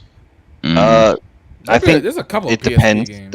I think on all of the platforms, so PSP, PS1, and PS2, there are some that you can buy separately, and then there's some that are not. So I'm not sure where this one will fall. I'm actually surprised there's some PSP games on PS5 that I can just play. I downloaded Blade Dancer. That was a PSP game. I was seeing a lot of weird PSP games that they were throwing up there. Obviously, some of the good ones, like I was playing Daxter before Daybreak came out. That one was I was actually pleasantly surprised by how good that game is. And then they announced that Ratchet and Clank Size Matters is coming. So they're really trying to dig into their PSP library and remaster them and bring them to there. So good on them for doing that. I'm surprised that John Dark got it here, but I mean, good that it's not on the PSP anymore. Because we don't even know how many people played the. Not a lot, and not a lot of people actually brought it. Yeah, I wouldn't be surprised if more people played it unofficially than officially. Exactly. So it's good that game can make money again to some degree, Yeah. But I think a lot of games that like were sleepers that people slept on back in the day, nowadays when they come back as a remake, they're getting a proper second win because of the fact that I guess JRPGs are a lot more popular now than they were when we were younger. So I'd say it's great. Like I'm excited for this. Like when I saw the announcement, I was like, yeah, this shit is good for me. Like I'm happy. The only thing that kind of sucks, now that like you guys have made it clear, is the fact that it's stuck on the Sensor Box 5. Like I kind of wish this was on Steam. If it wasn't the Steam Deck, would make it even easier. I mean, I'd still get it on the Sensor Box, but I mean, would be great on it's a Steam. PSP game. You can get it on your Steam Deck. I own it on the PS Vita, but you know. You could easily get it on the Steam Deck. Acebreaker in the chat is saying that all of the old games can be bought without a subscription. So if that's the case, then good. As far as I know, that's not the case. But I'll take your word for it, Ace. I'll take your word for it on that one. I'm getting fed up with subscriptions, man. Too many damn subscriptions. Yeah, subscriptions. How do we feel about Game Pass going up in price? Yeah, bullshit. I'm canceling. So what is it? $240 a year now, or is it higher than that? $240. Okay, Riku, you pulled the fucking shit out your ass. What? No, it's Game Pass Ultimate. It will be $240 a year. It's 20 quid a month. It's 20 quid a month. What's US dollars? Like, come on, man. Like, get this quid shit out of here. What the fuck? It's gonna be like 20 US a month, isn't it? Isn't that the price? Isn't it partial now? $20 a month. What is that? 20 times 12. Damn. Mans might be right. Okay. They're disgusting. That's what they are. I'm canceling. Like that's the thing. But that's another thing. They don't allow you to buy it annually, right? No, they don't. They removed that. You used to be able to do it, but they took it away. That's why. Yeah, that's why I think when you say it like that, $240 a year, which it is true, that sounds wild. So that's probably why. I mean, outside of another fact, that's probably why they don't have an annual purchase of it, because it's like, Jesus Christ, $240 a year. But obviously, some people won't feel that if they're paying $20 a month. But, yeah, but when you think about like how many subscriptions people have as it is, you've got your internet that you pay for. You probably got like your Netflix, Disney Plus, Amazon Prime, and then hold on. Outside of, we're gonna take the cost of internet out because that's borderline like a necessity for some people. Okay, let's take out the internet. In regards to the other ones, all of these things are luxury subscriptions, right? And it's the same for PlayStation Plus and Xbox Live. They're luxury subscriptions. But the fact of the matter is that, look, people work bloody hard as it is. I mean, come on, man. Let us have our fun. And I think right now it's too expensive to enjoy life right now. Like, enjoy gaming. Library worth it? Sorry? Isn't the Game Pass library, isn't that worth it? I think the Game Pass library is worth it to a certain extent because, like, right now, currently, if you have Ultimate, it's worth it because of the fact that you get access to a bunch of EA games, as well as the fact that you have access to all the Xbox games day one. But they're removing those day one games, so you're no longer going to be able to get the day one games on the Ultimate. Yeah, you're gonna have to have like the Ultimate package, which is going up in price. The base package is going to be more expensive, but it's going to not have those day ones. And I think it's just. I think they're doing it because in advance for what do you call it, for Call of Duty? Black Ops. Yeah. So they're doing it for that. But it's no fun, honestly. No fun knowing that everything's just it's all getting expensive, because it's not just that's going up in price. All your other subscriptions are going up in price at the same time, you know. So I agree with you there, because all of these subscriptions, obviously, this isn't the last time. They're not going to stop. Are going to just like, oh yeah, this is the last one. Notice how they never said that. Because we know that this isn't the last one. In regards to if the library is worth it or not, I think it wholeheartedly depends on who you're talking to, what games have they already played in regards to what is on the library. Because I've seen it for all three libraries, both even the Nintendo one. You always hear someone that's like, I've already bought this day one. This means nothing to me. Like, it's like, okay, good for you, buddy. But like, if someone from like a different ecosystem is coming over to this one and they haven't played any of these games, the price of entry is arguably absolutely worth it for them. So it's like, it depends on who you ask. I think all of the subscriptions in regards to all of the library that they have, if you haven't played any of them, there's definitely a value for all of them. Even with this like very high $240 a year, like I said, it's $20 a month. And if you're playing one of these $60 games, if you're playing more than one of these $60 games a month, you're definitely getting your money's worth. but that's not your average game. Your average gamer probably played a nice chunk of what are on these subscription services, which make them look less valuable than they actually are. You know, so I think that's what's going on. It's a catch-22. I do think Nintendo and PlayStation probably have a better edge in regards to their legacy titles. One of the things that obviously Xbox has going for them is the day ones, but I think that also depends on, is this a day one game that you are going to like and think it was worth the next day one? Because they've been mixed. Some are like, I'm glad this game came to day one, and then they have a reason. Sometimes they call it Game Pass fodder. So it's like it's iffy when it comes to whether the day one is worth it or not, especially if now that you're going to need the highest tier to even be a part of that. So it's a lot of moving pieces in regards to all of these subscription services. I agree with Q, there is too many of them though. I think majority of people don't even notice how many subscriptions they have. I mean, I for one don't remember how many bloody subscriptions I have. I'm starting to notice that I have a lot, and I'm literally about to go print out a statement, my bank statement, and figure out how much I'm paying for and how ridiculous it is. And the fact that I don't feel that, like, because these subscription services are like some are less than $10 a month. The fact that I don't feel it is a little bit concerning sometimes. So I'm like, I need to honestly figure out what I'm paying for if I'm actually watching anything on here. Because I think I'm paying for also Peacock, and I'm like, why do I still have that? For what? Yeah. And it's like, and I don't care because it's like $8 a month, and I'm like, okay, fine. It's not crazy. Just keep it.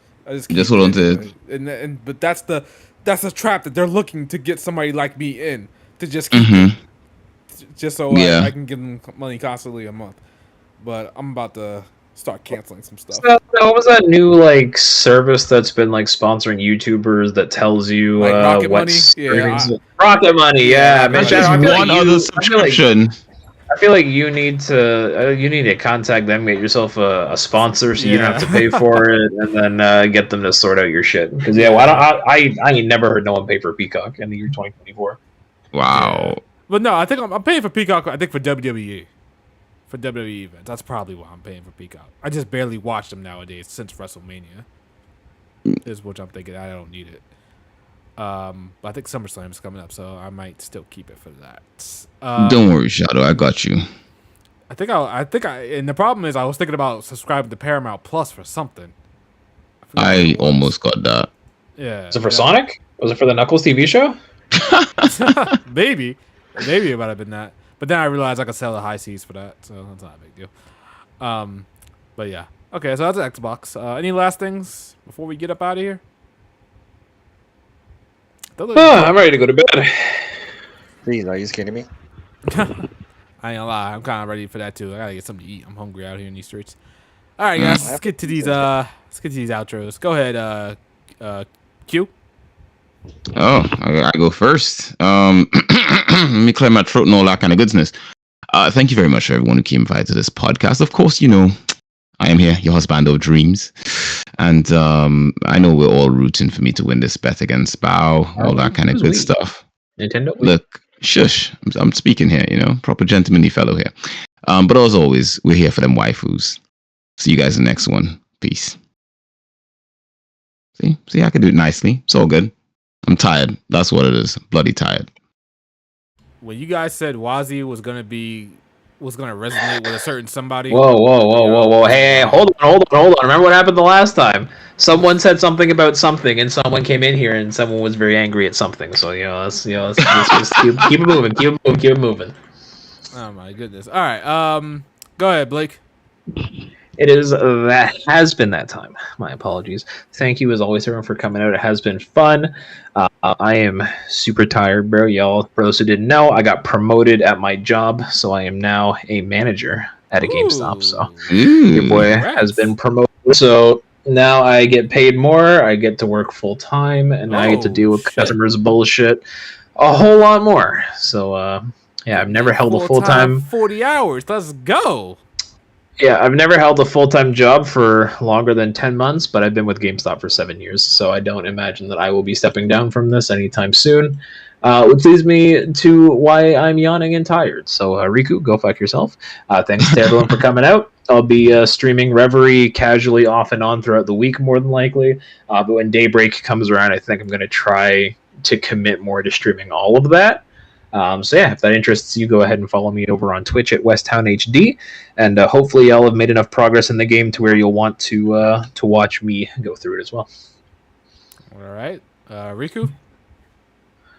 Okay, firstly, I want to say that the Riku-san one hatred for this podcast has been overhated. Get a desktop! Right? That's our first thing, right? Secondly, I want to say that people in the JRPG channel of the HPMP podcast, all right? I've been going back and forth with some of you guys inside there. You get a little spicy, you know what I'm saying, right? But just keep it respectful, right? I know I can get a little bold sometimes, but we're all friends here of JRPGs and whatnot.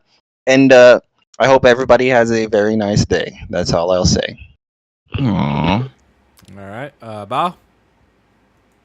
All right, everyone. It's that time again to say goodbye to Q's money. So, thank you all for coming out, joining us on this adventure of taking Q's money. Yeah, it's been a great time taking Q's money, and we'll proceed to take Q's money in the future. Thank you all. Have a great weekend, and I hope you have dreams of taking Q's money. Oh my God. All right, guys. Jesus, Q, you're gonna get cleaned out. Also, Ace, I hope your favorite Gacha game gets hacked and all your accounts get lost. Wow, you know, Ace is like your biggest fan. He's backing you and winning this. Oh, the horrors. My goodness. All right, guys. You guys know me, Mr. JRPG. Gonna get some new videos coming out soon. Make sure you interact with them. And we're out of here until the next time, which will probably be sometime in August. So be sure to set your reminders when you see the video. All right, that's it. Peace. See ya. People. Peace. Peace out, people. Live. What? Are you kidding me? We're going back live. He just turned it back on, bro. We're back here live. We had a super chat from Dream Chaser. $5 super chat. Thanks for another awesome podcast. Hope all y'all have a wonderful night and take care. Sharing love to Riku. No, nobody cares. Lord? To negate the hate that he got today. Nah, You went live to say that. Whoa, man. I feel like I've entertained the podcast for a decent amount. Yeah, thank you, Dream Chaser. You have good dreams chasing your dreams. All right. Okay, taking Q's money.